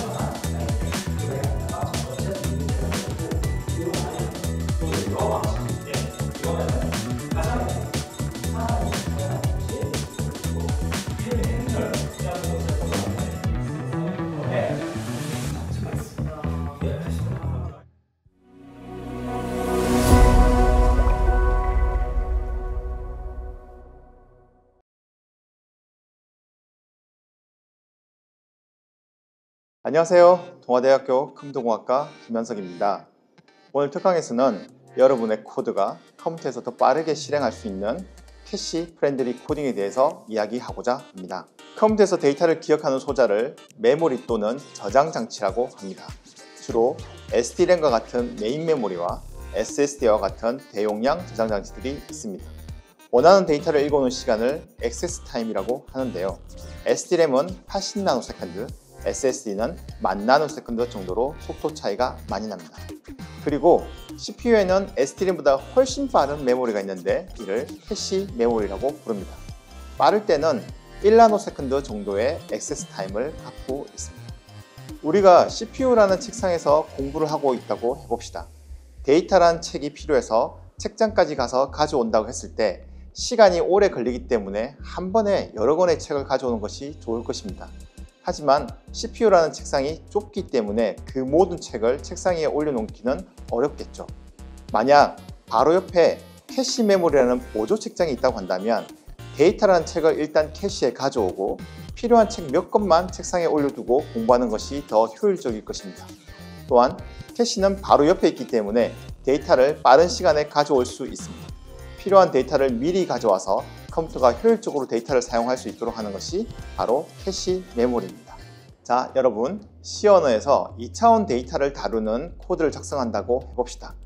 대용량의 데이터를 메인 메모리부터 매번 가져와야 되는 상황인 거죠. 다음 화면은 약 2만 곱하기 2만의 인트형으로 구성된 2차원 배열을 이중 포르프를 이용하여 배열의 각 요소에 1을 넣는 코드입니다. 왼쪽 코드는 매트릭스 JI로 액세스하고 오른쪽 코드는 매트릭스 IJ로 액세스합니다. 즉, I와 J의 순서가 달라진 거죠. 다시 말해 2차원 배열을 행 단위로 액세스하는 것과 열 단위로 액세스하는 것의 차이입니다. 동작 결과는 두 코드 모두 2차원 배열에 정상적으로 1을 대입합니다. 하지만 성능을 확인해 보면 속도와 CPU 사용량에서 차이가 많이 발생합니다. 코드를 보시면 이중 포르프의 안쪽 루프가 J를 증가시키기 때문에 왼쪽 코드는 2차원 배열에 행이 하나씩 증가되도록 동작하며 오른쪽 코드는 2차원 배열에 열이 하나씩 증가되도록 동작합니다. 만약 캐시 메모리가 없는 컴퓨터라면 두 코드 모두 메인 메모리를 액세스하기 때문에 성능 차이가 없을 것입니다. 하지만 캐시 메모리가 있는 대부분의 현대 컴퓨터에서는 오른쪽 코드가 2.5배 더 빨리 동작합니다. 왜 그럴까요? 이 이야기는 C 언어와 CPU의 역사에 대해서 먼저 알아보는 것이 좋을 것 같습니다. 1978년 벨 연구소에서는 C 언어를 개발하고 책으로 출판하였습니다. 이때 인텔에서는 8086, X86 아키텍처의 CPU를 출시하지만 아직 캐시 메모리 기술이 없었습니다. 그로부터 약 10년이 지난 뒤에야 비로소 인텔은 8KB 캐시 메모리를 내장한 486 CPU를 출시합니다. 여러분이 공부하는 대부분의 C 언어 책들이 캐시 메모리가 없던 CPU를 대상으로 코딩하고 있습니다. 캐시가 있는 현대 CPU에서 코딩을 한다면 당연히 캐시를 활용하는 코드를 짜야 성능이 잘 나오겠죠. 이를 캐시 프렌들리 코딩이라고 합니다. 캐시 메모리를 이해할 때 가장 먼저 로컬리티에 대해서 알아야 합니다. 자, 그럼 캐시 메모리의 로컬리티, 즉 지역성이 무엇일까요? 화면에 보이는 그림은 컴퓨터 프로그램이 메인 메모리의 데이터에 접근하는 것을 통계적으로 표현한 그래프입니다. 가로축은 데이터가 있는 메모리 주소이고 세로축은 그 데이터를 참조하는 횟수를 나타내고 있습니다. 보시는 바와 같이 데이터를 액세스할 때 그 근처에 있는 데이터도 같이 액세스를 하고 있죠. 또한 한 번 찾은 데이터를 계속 다시 찾고 있습니다. 이것을 공간적 지역성과 시간적 지역성이라고 합니다. 즉, 컴퓨터에서는 필요한 데이터들이 한 곳에 모여 있는 경우가 많고 또한 이를 다시 찾는 경우가 많다는 것입니다. 다시 2차원 배열을 처리하는 코드를 봅시다. 메인 메모리에 2차원 배열을 저장할 때는 1차원 형태의 대용량 데이터로 순차적으로 저장됩니다. 한 행의 열의 크기가 20230이므로 메인 메모리 0번지부터 20239번지까지 한 행의 데이터가 들어가 있는 거죠. 다음 20240번지부터 그 다음 행 데이터가 들어가 있습니다. 즉, 데이터들이 열 단위로 순차적으로 메모리에 들어가 있는 형태인 거죠. 캐시 메모리를 갖는 현대 컴퓨터는 보조 책장 역할을 하는 캐시 메모리로 블록2라고 부르는 크기만큼의 데이터를 미리 가져옵니다. 그리고 CPU가 필요한 데이터를 먼저 캐시 메모리에서 찾게 됩니다. 만약 캐시 메모리가 없다면 메인 메모리에서 다시 블록 단위로 데이터를 가져옵니다. 예를 들어 그 블록의 크기가 128바이트라면 메인 메모리의 0번지부터 127번지까지의 데이터가 캐시 메모리로 미리 복사되어 있는 거죠. 여기서 메인 메모리를 액세스하는 시간은 약 80나노세컨드, 캐시 메모리 액세스 시간은 약 1나노세컨드라고 가정을 해봅시다. 프로그램이 찾는 데이터가 캐시 메모리에 있다면 1나노세컨드 만에 참조할 수 있는데, 만약에 없다면 메인 메모리를 액세스하기 때문에 더 오래 걸리게 될 겁니다. 또한 메인 메모리를 액세스하기 위한 버스 제어로 CPU 사용량도 증가하게 되죠. 이를 순서대로 표현하면 다음 그림과 같습니다. CPU가 필요한 데이터가 캐시 메모리에 존재하는지, 존재한다면 빠르게 그 데이터를 CPU로 전송합니다. 이를 캐시 히트라고 합니다. 만약에 캐시에 정보가 존재하지 않는다면 주 기억 장치, 즉 메인 메모리에 다시 접근하여 그 데이터를 포함하여 블록 단위의 데이터를 캐시로 가져오게 됩니다. 당연히 메인 메모리 액세스와 블록 단위 전송에 따른 지연 시간이 발생하게 됩니다. 이를 캐시 미스라고 합니다. 프로그램 실행 속도를 높이기 위해서는 캐시 히트율을 높이도록 코딩을 해야 되겠죠. 이를 캐시 프렌들리 코딩이라고 합니다. 다시 2차원 배열을 참조하는 코드를 보면, 오른쪽 코드는 이중 포루프의 안쪽 루프 J가 일식 증가할 때 매트릭스 IJ로 열 단위로 액세스하고 있습니다. 즉 데이터를 번지 한 칸씩 순차적으로 액세스하려고 합니다. 이때 해당 데이터가 캐시 메모리에 이미 복사되어 있기 때문에 캐시 히트가 계속 발생하게 되는 거죠. 따라서 프로그램 실행 속도가 빠릅니다. 오른쪽 코드와 반대로 왼쪽 코드는 매트릭스 JI로 참조하고 있습니다. 즉 J가 일식 증가하기 때문에 행 단위, 즉 메모리 번지가 20240 단위만큼 증가하게 됩니다. 이때 캐시 메모리에 데이터가 미리 복사되어 있지 않기 때문에 계속 캐시 미스가 발생하게 되는 거죠. 따라서 컴퓨터는 상대적으로 느린 메인 메모리를 계속 액세스할 수밖에 없게 됩니다. 이는 프로그램 실행 시간을 느리게 만들게 되죠. 결국 보시는 바와 같이 약 2.5배 정도의 성능 차이를 발생하게 됩니다. 자, 여러분, 컴퓨터는 계속 눈부신 발전을 하고 있습니다. 캐시 메모리뿐만 아니라 파이프라이닝, 슈퍼스칼라, 멀티코어, GPU, HBM 등 새로운 기술들이 계속 탑재하고 있습니다. 옛날 컴퓨터를 기반으로 작성된 코딩 방식에서 벗어나서 더 효율적이고 더 빠른 코딩을 할 수 있기를 바라며 본 특강을 마치고자 합니다. 감사합니다.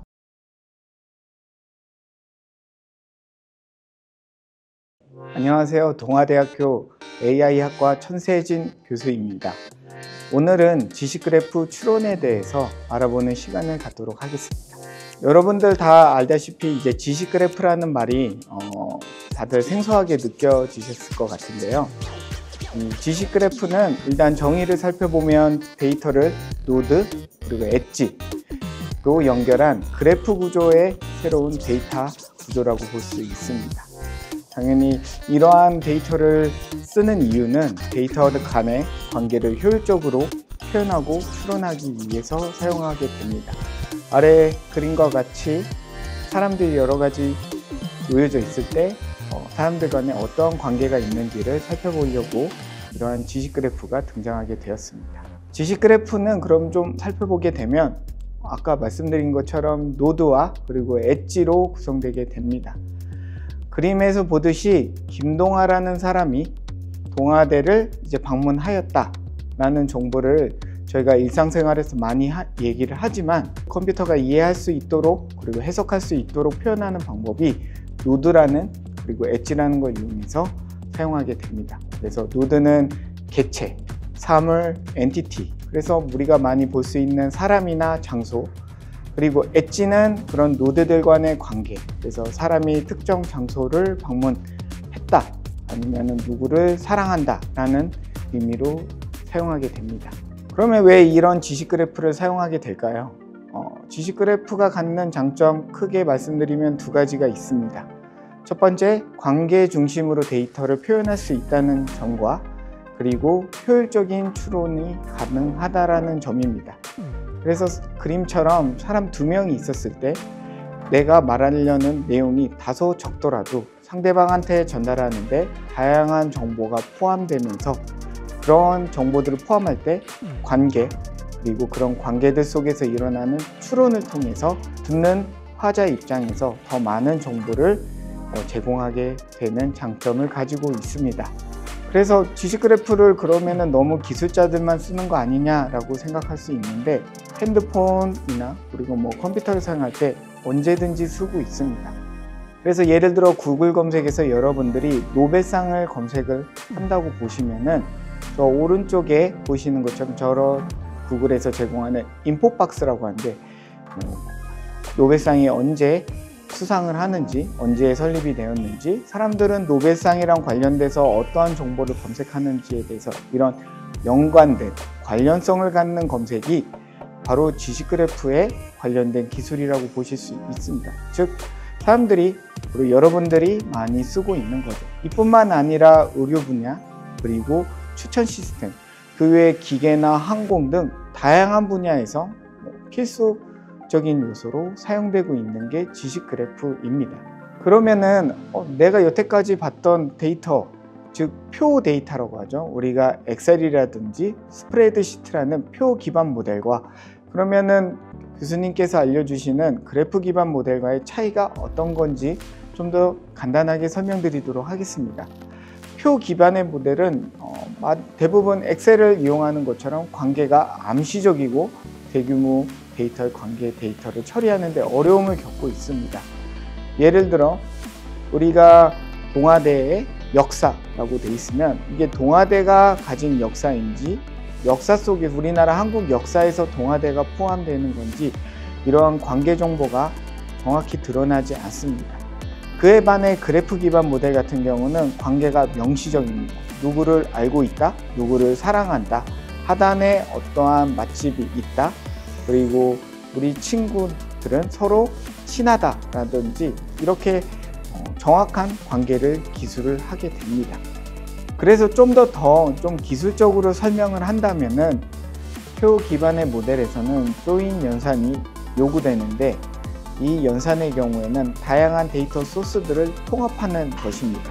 그로 인해서 기존의 표 기반 모델은 많은 데이터 소스들이 통합되려고 하려고 하면 많은 시간과 비용을 요구하게 됩니다. 그래서 그림에서 보듯이 어떠한 사용자에 대한 질의가 들어오게 되면 데이터가 통합하는 데 굉장히 많은 비용이 든다는 얘기고, 이에 반해 그래프 데이터베이스는 그런 사용자를 중심으로 데이터를 쉽게 통합할 수 있는 구조를 가지고 있습니다. 좀 더 구체적으로 그래프 기반 모델의 장점은 그림에서 보듯이 아까 말씀드렸던 명시적인 관계, 객체나 사물에 대한 관계가 명확하게 표현이 되고요. 그리고 오른쪽 그림처럼 복잡한 관계를 시각적으로 나타내기에 용이한 구조를 보여주게 됩니다. 그래서 사람이라든지 거기에 관련된 사물들을 시각적으로도 우리가 매번 볼 수 있는 별도의 도구나 프로그램이 필요 없이 시각적으로 쉽게 보여줄 수 있습니다. 그러면 구체적으로 지식그래프에 대한 모델은 어떤 것이 있는지 살펴보도록 하겠습니다. RDF, 아울, 스파클이 우리가 배워야 하는 주요한 세 가지 개념입니다. 첫 번째, RDF는 주어, 수어, 목적어로 구성되어 있어서 그림에서처럼 아주 쉽게 노드와 엣지로 표현할 수 있고요. 그리고 아울은 좀 더 복잡한 동사라고 생각하시면 좋습니다. 우리가 어떠한 정보를 표현할 때 있어서 굉장히 어려운 용어들을 쓰는데 판단하다, 기술하다 이런 거와 같은 거를 관계를 정의한다고 보시면 됩니다. 이러한 RDF와 아울을 통해서 만들어진 데이터를 우리가 필요한 정보만 획득하기 위해서 스파클을 이용해서 쿼리 언어를 만들게 됩니다. 그러면 RDF를 어떻게 구현하는지에 대해서 살펴보겠습니다. 그림에서와 같이 노드가 두 개가 있습니다. 그래서 부산 그리고 한국이 있고요. 그리고 그 사이에 위치하다라는 동사가 주어져 있는데, 이러한 구조는 자연어로는 부산은 한국에 있다 혹은 위치하다라는 표현을 가능하게 됩니다. 그래서 영어에서 쓰는 삼형식, 그래서 주어, 동사, 목적어 형태로 우리는 RDF 데이터를 쉽게 변형할 수 있습니다. 그러면 이런 RDF 데이터를 이용해서 우리는 추론을 실시할 수가 있습니다. 추론은 그 말대로 지식그래프의 관계를 기반으로 해서 암묵적인 정보를 이끌어낸다라고 보시면 되겠습니다. 아래 그림처럼 이렇게 복잡하게 얽혀있는 네트워크부터 두 명의 친구가 존재합니다. 릴리와 제임스가 존재하는데 각각 릴리와 제임스가 좋아하는 내용은 조금밖에 없지만 그 안에 들여다보면 그 네트워크 속에서는 모나리자, 그리고 다빈치, 루브르 박물관, 그리고 파리, 숨겨진 공통의 관심사를 이끌어낼 수 있게 되는 것이 지식그래프 추론이라고 보실 수 있습니다. 좀 더 구체적으로 추론에는 두 가지 방법이 있습니다. 첫 번째, 규칙 기반 추론의 경우에는 미리 정의한 규칙을 바탕으로 관계를 추론하는 형식이고요. 우리가 많이 아는 것처럼 다음 밑에 테이블이 간단하게 왼쪽에는 사람의 이름, 그리고 오른쪽에는 자식의 이름이 주어졌을 때 이를 바탕으로 해서 조부모 혹은 손자나 그 증손자, 이러한 관계를 추론해 내는 것이 아주 쉽게 규칙 기반 추론이라고 하고, 영어로는 룰 베이스 리즈닝이라고 얘기합니다. 앞에 있던 추론과 반대되는 방법으로 기계학습 기반 추론이 있습니다. 이 방법은 그래프의 패턴을 학습하여 새로운 관계를 예측하게 되는 방법으로 귀납적인 방법으로 보실 수 있습니다. 그래서 이미 주어진 학습 데이터, 그래프 데이터를 학습하게 되고 이를 바탕으로 기존에 없던 관계를 도출해내는 것이 기계학습 기반 추론이라고 보실 수 있습니다. 지금까지 저희가 지식그래프 추론에 대해서 배웠습니다. 아시다시피 굉장히 중요하고 우리 일상 속에 많이 녹여져 있다는 것도 보실 수 있었습니다. 그래서 지식그래프를 통해서 우리가 할 수 있는 거는 무엇보다 복잡한 이런 상황을 데이터를 처리하고 묘사하는데 아주 중요한 기술 중에 하나라는 점이고, 그리고 이런 기술들이 어느 어려운 곳에 쓰이는 게 아니라 우리가 핸드폰을 통해서 사용하는 어느 곳에서든지 쓸 수 있다는 점도 중요하게 되고요. 마지막으로 미래 가능성이 높다는 점입니다. 지식그래프와 그리고 거대 언어 모델을 결합함으로써 최신 AI 기술과 결합해서 더 복잡한 문제를 해결을 할 수 있게 되는 것이 가장 중요한 부분 중에 하나가 될 것입니다.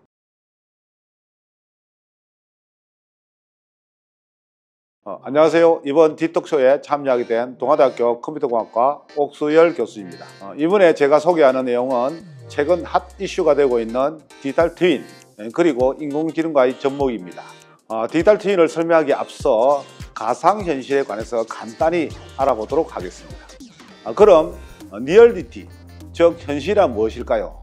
어떻게 보면 리얼리티라는 것도 우리의 감각을 통해서 느껴지는 것으로 사물 자체를 인식하는 것이 아니라 인간의 인식 메커니즘을 통해 현상을 인식하고 있는 것이 아닐까요?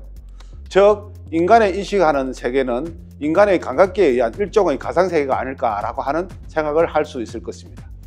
이러한 의미에서 가상현실은 인간의 감각 입력을 적절하게 합성해서 그 공간 중에 자신이 존재하고 있음을 확신시키고 이를 확장하여 다양한 영역에서 인간의 지능을 정복 혹은 확장하는 기술을 말합니다. 최근의 생성형 AI 기술을 활용하면 현실과 같은 가상의 이미지를 만드는데 그다지 어려움이 없습니다.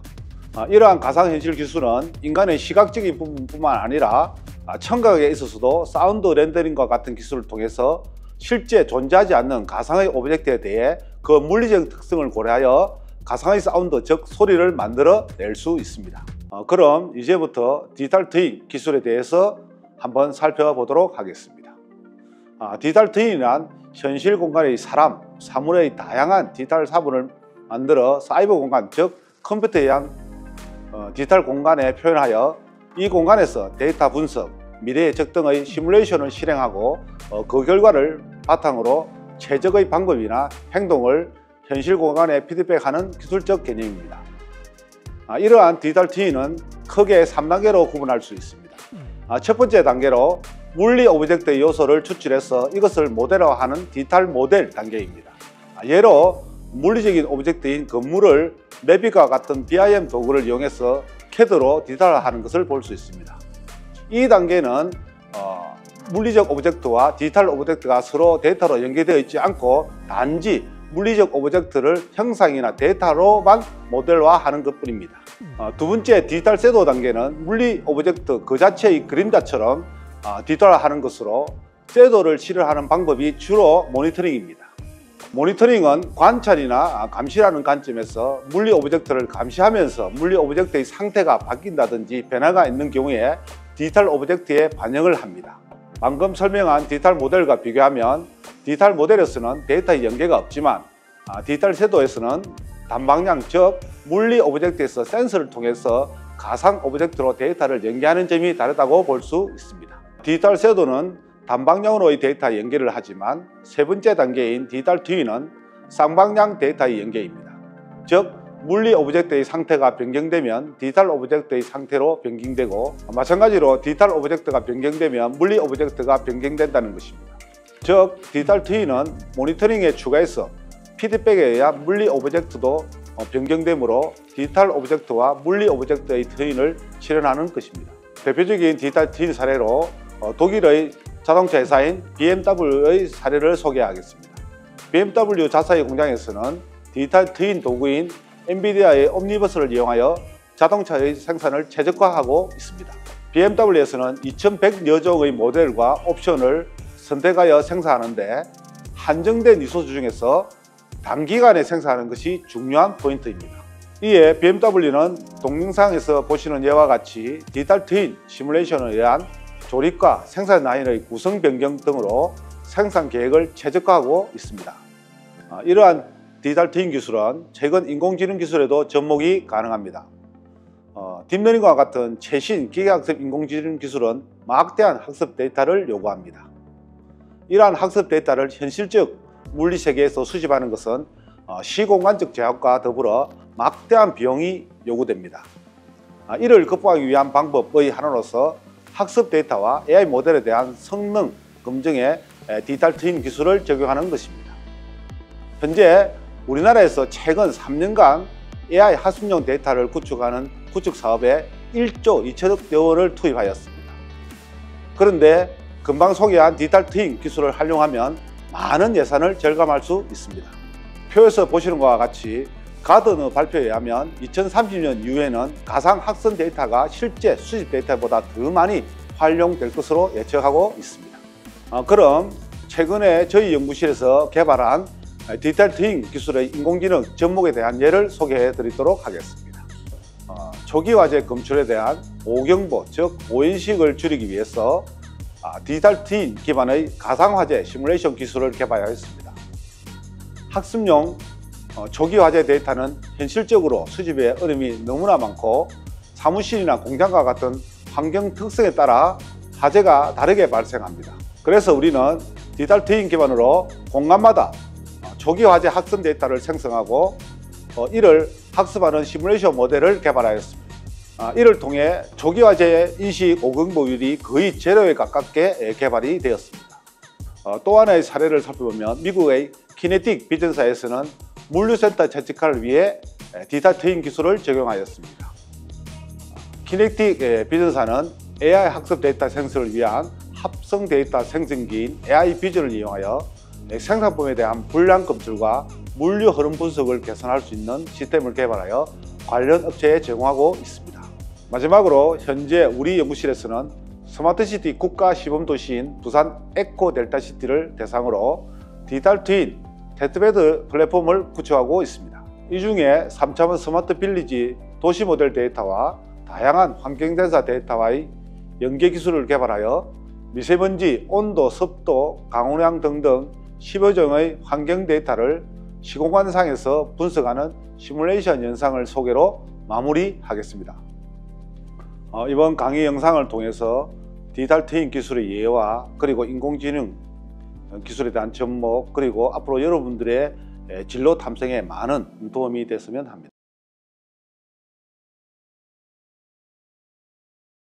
네, 안녕하세요. 가상현실을 수업하고 있는 컴퓨터 AI공학부 서정일 교수입니다. 오늘은 가상현실의 개념과 인지체계에 대해서 여러분들한테 설명드리도록 하겠습니다. 가상현실은 가상인데 현실처럼 체험할 수 있는 그런 컨텐츠를 말하고요.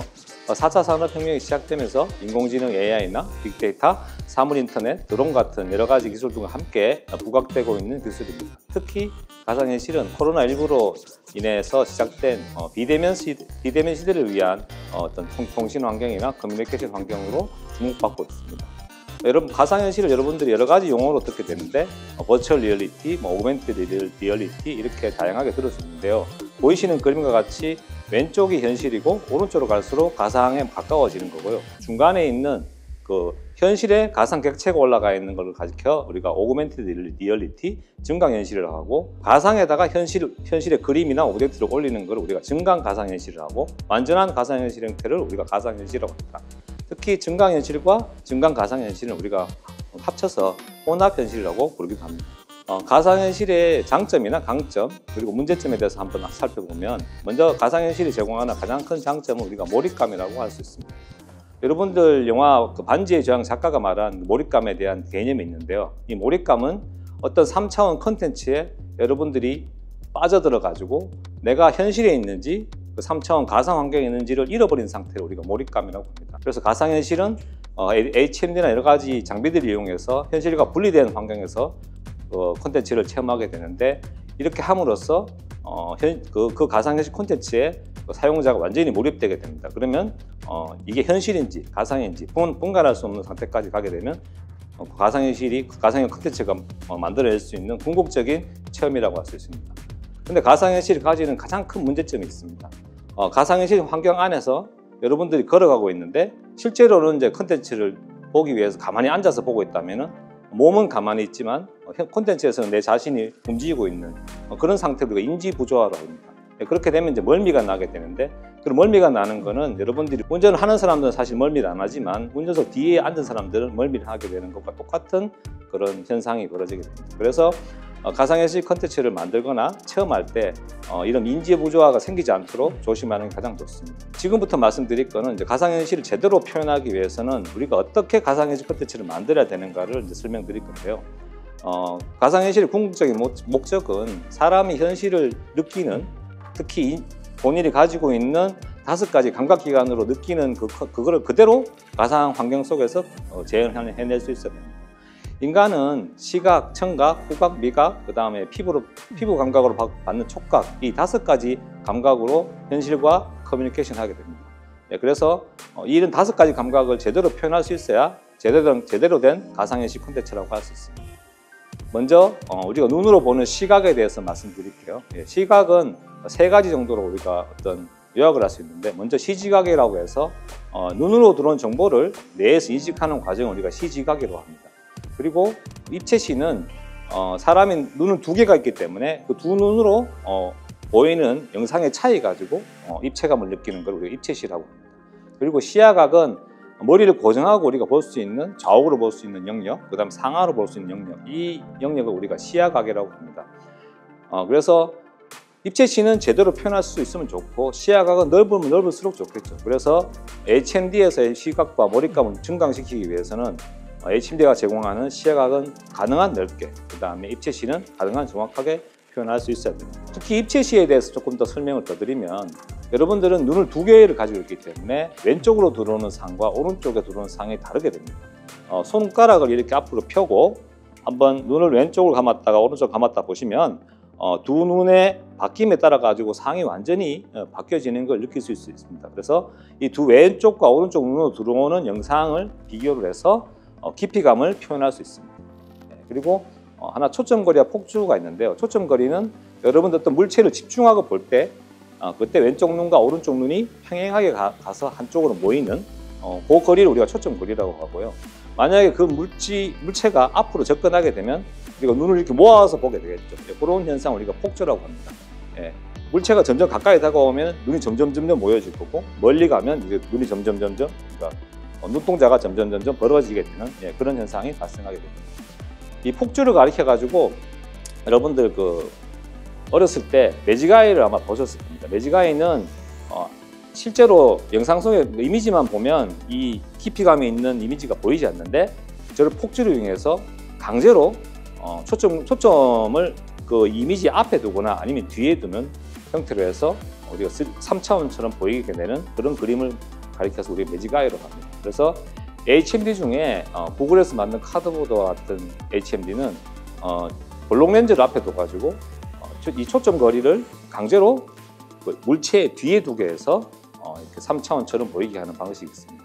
근데 그렇게 하면 사실은 우리가 평상시에 보는 그런 초점 거리를 활용하는 이런 이미지를 보는 것과는 다른 형태로 보이기 때문에 한 10분, 20분 보면은 눈이 너무 피로하게 되는 문제가 있습니다. 그래서 현재는 여러분들 대부분의 HMD나 그 영화관에서 보는 3D TV는 양화 시차를 이용하는 입체 영상 방식을 사용하고 있습니다. 그래서 영어로 얘기하면 스테레오스코픽이라고 하는데요. 이거는 왼쪽 눈에 들어온 영상은 왼쪽에 그대로, 오른쪽 눈에 들어오는 영상은 오른쪽만 들어오도록 이렇게 하게 됩니다. HMD는 왼쪽 디스플레이랑 오른쪽 디스플레이가 내부에서 완전히 구분되어 있기 때문에 얘는 자연스럽게 이루어지고요. 3차원 영화관, 3D 영화관에 가시면 여러분들 입체 안경을 끼게 되는데 그때 왼쪽 안경에 들어오는 그 이미지랑 오른쪽 안경의 이미지를 서로 수평적으로 이렇게 다르게 쏴줘 가지고 여러분들이 왼쪽과 오른쪽 영상을 같이 보게 되는 3차원 효과를 느끼게 됩니다. 만약에 3차원 영화관에 가가지고 여러분들이 그 평광 안경을 벗게 되면 그냥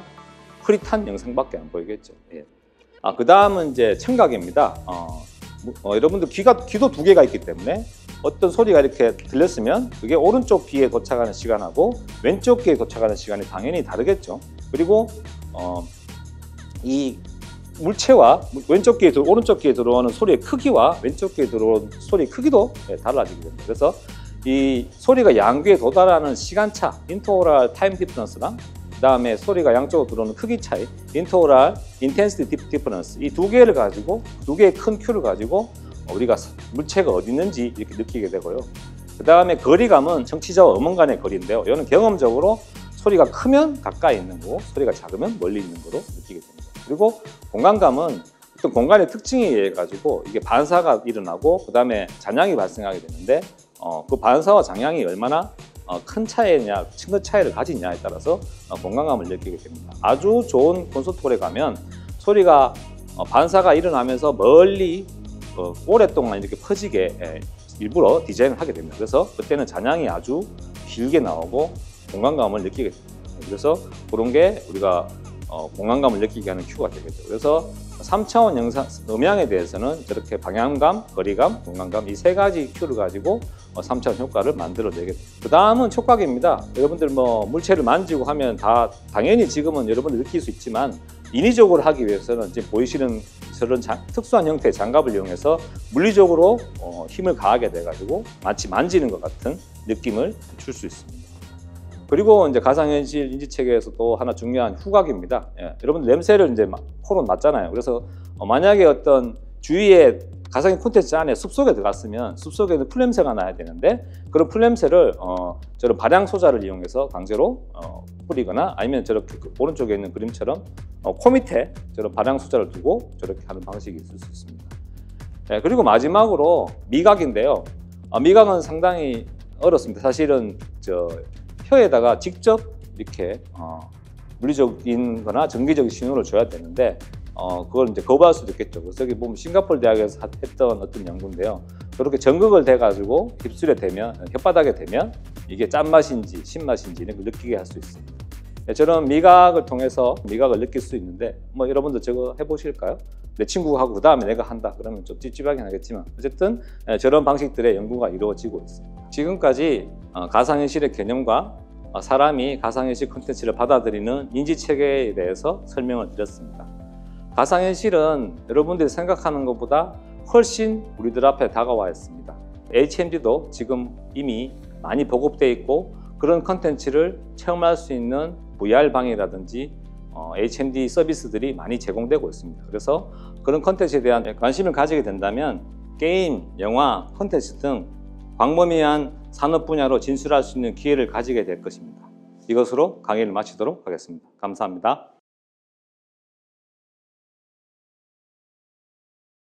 안녕하세요. 컴퓨터 비전과 디지털 트윈 플랫폼 기술에 대해서 연구하고 있는 동아대학교 컴퓨터 AI 공학부 이석환 교수입니다. 이번에 제가 디톡쇼에서 다룰 주제는 컴퓨터 공학과 4학년 정보보호 과목에서 제가 일부 강의한 내용 중에 하나인 인공지능의 대표적인 취약점과 역기능인 애드버사리 어택, 적대적 공격과 딥페이크에 대해서 소개를 하도록 하겠습니다. 2010년 중반부터 CNN 모델과 2020년 비전 트랜스포머 모델부터 딥러닝 모델이 폭발적으로 개발이 되고 발전되면서 인공지능 모델의 보안성과 안정성에 대한 문제가 지속적으로 제기되고 있습니다. 첫 번째로 우리가 쓰고 있는 AI 모델이 과연 안전한가? 두 번째는 이 모델이 과연 믿을 수 있느냐, 트러스트하냐? 그리고 세 번째가 AI 모델이 혹시나 잘못 사용되고 있는 가능성이 있느냐? 네 번째로는 우리가 쓰고 있는 AI 모델에서 학습되고 있는 데이터들이 과연 문제는 없을까라는 문제가 있습니다. 대표적인 인공지능 보안 이슈로 첫 번째가 적대적 공격이 되겠습니다. 그리고 두 번째가 우리가 사용하고 있는 딥러닝 모델의 학습 데이터가 과연 프라이버시나 익명성이 보장이 되느냐, 그리고 세 번째는 생성형 모델에 의한 딥페이크에 대한 문제점들, 그리고 네 번째는 딥러닝 모델에 대한 카피라이터와 인증 부분이 되겠습니다. 그리고 다섯 번째가 기존에 우리가 많이 쓰고 있는 보안에 대한 기술을 딥러닝이나 머신러닝을 이용을 해서 어떻게 해결할 것이냐, 그리고 다섯 번째는 이를 기반으로 보안에 대한 다양한 응용에 대해서 적용 부분이 되겠습니다. 그 중에 대표적인 제가 오늘 얘기할 내용은 적대적 공격과 딥페이크에 대한 부분에 대해서 말씀드리려고 합니다. 첫 번째 그 적대적 공격은 딥러닝 모델의 적대적 교란으로 쉽게 오분류가 발생하도록 하는 기술로서 2014년 굿펠러라는 연구진들이 처음으로 적대적 공격에 대한 설명과 여러 가지 여기에 대한 적대적 샘플들을 논문을 통해서 발표를 하였습니다. 그림의 예제에서 보시면 높은 확률로 판다라고 분류하는 모델에 사람의 눈으로 구별할 수 없는 랜덤 노이즈들을 추가를 해서 99%의 기분이라든지 강아지로 잘못 분류되도록 학습하도록 유도하는 것입니다. 잘못 분류되는 이 영상을 적대적 샘플이라고도 부릅니다. 이 적대적 교란으로도 시메틱 세그멘테이션과 오브젝트 디텍션과 같은 여러 가지 태스크, 그리고 페이스 어트리뷰트라는 이와 같은 모델에서도 쉽게 오분류를 발생시킬 수가 있습니다. 2021년도 12편에서 이미지넷 A라는 쉽게 오분류가 되는 내추럴한 적대적 샘플 데이터셋을 공개한 적도 있습니다. 레즈넷 모델에서 잠자리가 맨홀 커버로, 제주 왕나비가 세탁기로, 실 묶음 영상이 해파리로, 고속도로가 댐으로 잘못 분류되는 샘플들이 되겠습니다. 이와 같은 의도적이든 자연적이든 적대적 공격 샘플들을 다양한 로버스트 어드베서리얼 러닝이라는 방법으로 현재 해결하고 있는 상황이 되겠습니다. 다른 관점에서의 적대적 공격 사례를 보도록 하겠습니다. 왼쪽은 스탑 사인의 실제 그래피티고, 오른쪽은 여기에 스티커로 변화를 주었지만 스탑 사인이 그래피티로 보여지는 그림이 되겠습니다. 그러나 오브젝트 디텍션 모델에서는 다르게 분류될 수 있는 변화들이 되겠습니다. 12표와 2022에서 속도 표지판에 리미트 30을 그림자에 의해서 리미트 80으로 높은 확률로 예측하는 실제 세계에서의 적대적 공격 사례들을 발표를 하였습니다. 이와 같이 자율주행차 관점에서 도로교통 표지판 인식에 대한 적대적 공격이 얼마나 위험한지를 보여주는 사례가 되겠습니다. 방법적으로는 타겟 표지판에 대해서 다양한 거리, 각도에 대한 피지컬 다이내믹스 모델 분포로부터 표지판과 유사한 형태가 되도록 마스크 퍼튜베이션을 한 다음에 목표 표지판에 이 퍼튜베이션을 기반으로 스티커를 붙여서 다르게 분류되도록 퍼튜베이션을 학습하는 것이 되겠습니다. 퍼튜베이션된 모형 포스터와 그래피티를 실제로 거리에 부착을 하고 드라이빙 테스트를 통해서 80% 이상의 오분류가 됨을 실제 실험을 통해서 확인을 하였습니다. 이와 같은 피지컬 적대적 공격을 방어하는 대표적인 방법으로 스킴이라는 스트럭처 컨텍스트 모듈이 있습니다. 학습 과정에서는 오브젝트 디텍션 모델로부터 검출된 다양한 객체들을 모두 연결한 완전 그래프를 생성한 다음 각 객체별로 노드 픽처와 엣지 피처의 컨텍스트 프로파일의 분포 특징을 가지도록 오토 인코드를 학습하게 되겠습니다. 이를 통해서 추론 과정에서는 각 객체의 컨텍스트 프로파일을 추출하여 오토 인코드에 출력되는 컨텍스트 프로파일 분포와 비교를 하여 공급 여부를 확인하게 되겠습니다.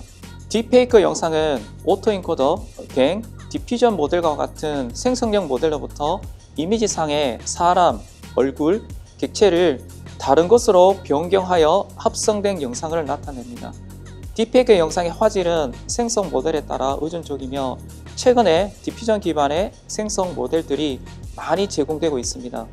비전 도메인상의 생성형 AI 모델들은 2020년 이전까지는 갱 계열의 모델들이 많이 사용되었고 2022년 이후 달리2부터 디퓨전 기반의 모델인 스테이블 디퓨전, 이미지 제한, 미드 저너리, 소라와 같은 모델들이 발표되고 있습니다. 갱은 2014년 굿펠러가 발표한 것으로 제너레이터와 디스크리미네이트를 통하여 서로 간에 속고 속지 않도록 학습하는 것으로 이후에 스타일 갱 버전까지 2020년 이전까지 생성 모델을 이끌어갔습니다. 갱은 고화질의 샘플 영상과 빠른 샘플링의 경험을 가지나 학습이 어렵고 모드 커버리지와 샘플의 다양성에 대한 문제를 가지고 있었습니다. 최근에 생성 모델을 이끌고 있는 디퓨전 모델은 데이터에 노이즈를 단계적으로 추가하는 포워드 디퓨전 과정과 노이즈 영상으로부터 스코어 함수 기반으로 점점 노이즈를 제거하는 리버스 디퓨전 과정을 학습하는 것이 되겠습니다. 가장 안전적으로 널리 사용되고 있는 스테이블 디퓨전은 오토 인코드 기반의 레이턴트 공간상에 디퓨전 프로세스를 적용한 것으로 노이즈된 레이턴트 벡터와 컨디션 정보 벡터들을 크로스 어텐션으로 유넷 기반의 디노이징을 단계별로 적용한 것으로 안정적으로 고화질의 영상을 생성하는 장점을 가집니다. 그러나 수천 번의 단계를 적용함으로써 샘플링 속도가 굉장히 느린 단점을 가지고 있습니다. 최근에 이를 해결하기 위한 컨시스티브 모델이 개발이 되고 있습니다. 2021년 페이스 스와핑 프레임워크인 딥페이스 랩이 공개되어 고화질의 페이스를 디에이징하거나 리플레이싱을 할 수가 있고 생성형 AI 발전에 따라 점점 높은 해상도의 고화질을 생성할 수 있게 되었습니다. 2023년 스테이블 디퓨전 XL은 1024x1024 해상도의 높은 고화질의 영상을 생성할 수가 있습니다. 대부분의 딥페이크 영상은 페이스에 집중되어 있으며 초창기 딥페이크 검출 모델인 페이스 포렌식은 지도학습으로 CNN 기반의 이진 딥페이크 검출 모델로 1세대 딥페이크 영상 데이터셋인 페이스-투-페이스, 페이스 스왑, 딥페이크, 뉴럴 텍스트로 생성된 180만 장 데이터셋으로 학습하였습니다. 그러나 2세대의 고화질 데이터셋인 스타일 기행 디퓨전 모델 생성 영상에는 적용하기가 굉장히 어려웠습니다. 최근까지 우수한 딥페이크 검출 모델이 개발되고 있으며 여기에 우리 연구실에서 발표한 방법으로 다양한 딥페이크 모델에 대한 검출의 일반화를 위하여 딥페이크 데이터셋의 소스 도메인에 대한 메타 정보를 이용한 학습 방법을 제안을 하였고 작은 딥페이크 데이터셋으로부터 다양한 딥페이크 모델에 적용하기 위한 지도 대주 학습 방법으로 EfficientNet 기반의 메타 수도 라벨을 적용하여 딥페이크 검출 성능을 올렸습니다. 아직까지 스테이블 디퓨전 XL의 고해상도에 대한 딥페이크 영상에 대하여 적용하기 어려워 이를 해결하고 있습니다. 현재로는 스타일 갱에서부터 스타일 디퓨전, 레이턴트 컨시스트 모델 등과 같은 새로운 모델에 적용하기 위한 컨티뉴얼 러닝 방법을 이용한 모델을 연구 중에 있습니다. 마지막으로 제너레이터 AI 아트에 대한 카피라이트에 대한 얘기를 간단하게 말씀드리겠습니다. 2018년도에 프랑스의 3명 학생들이 로빗 바랏이 개발한 아트 DC 강의 오픈소스 코드를 이용해서 초상화를 생성하여 크리스티 경매에서 고가로 낙찰받은 일이 발생되었습니다. 이 영상물에 대한 카피라이트는 모델 또는 소프트웨어 개발자, 작품 생성자 아니면 데이터 제공자인지 법적인 오너십에 대한 문제가 제기되기 시작하였습니다. 현재 미국 저작권 법령에 따르면 누구도 인공지능이 생성한 저작물에 대한 소유권을 가지지 못하고 현재 저작권 보호 없이 퍼블릭 도메인에 있는 것으로 간주된다고 합니다. 그리고 2024년 4월 미국 의회에 생성적 AI 저작권 공개법이 법안으로 제출되어 있는 사항이 있습니다. 이와 같이 인공지능의 보안의 대표적인 이슈인 적대적 교란과 딥페이크 그리고 마지막으로 오너십에 대해서 강의를 간단하게 하였습니다. 이 세 가지 이슈뿐만 아니라 여러 가지 보안 이슈가 굉장히 많이 제기되고 있으니 항상 딥러닝 모델을 연구를 할 때 보안에 대해서 생각을 해 주시기 바랍니다.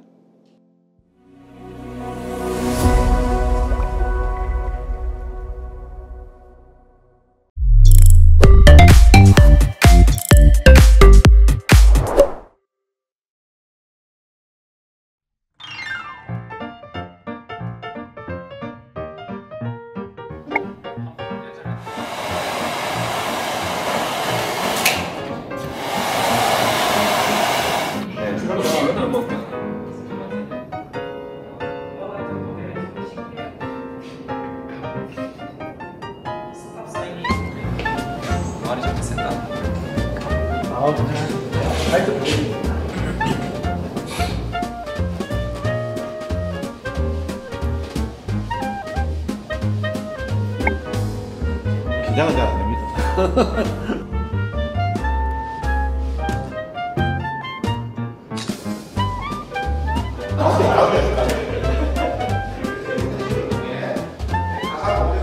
쌍방향 공기에 있습니다. 다시 있습니다. 여러분들의 진로 탐색에 많은 도움이 되겠습니다. 고생했습니다. 제가 이런 것도 시작하겠습니다.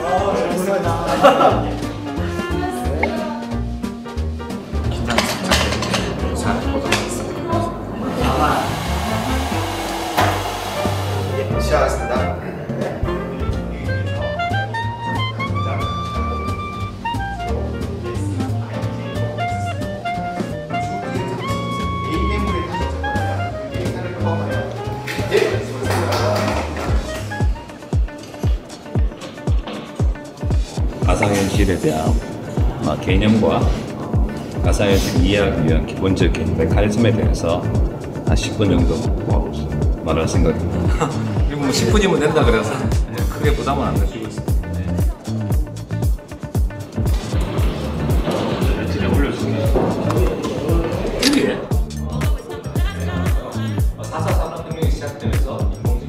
가상현실 여러분들이 여러 가지 용어를 듣게 되는데 워처 리얼리티, 안경보다 시간 자체가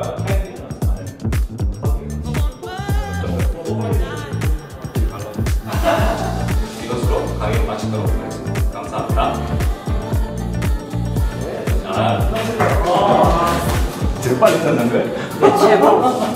제가 빠르게 엔지 제가 가르치는 수업은 이제 빅데이터 분석이랑 그리고 대학원에서는 인공지능 개론 그리고 저학년 학생들 대상으로는 이산수학을 가르치고 있습니다. 네, 시청자들한테도 아, 이런 기술이 내가 계속 했던 거구나 라는 걸 좀 아실 수 있게 스크립트라는 단어만 보고 알아갔으면 좋겠다라는 마음으로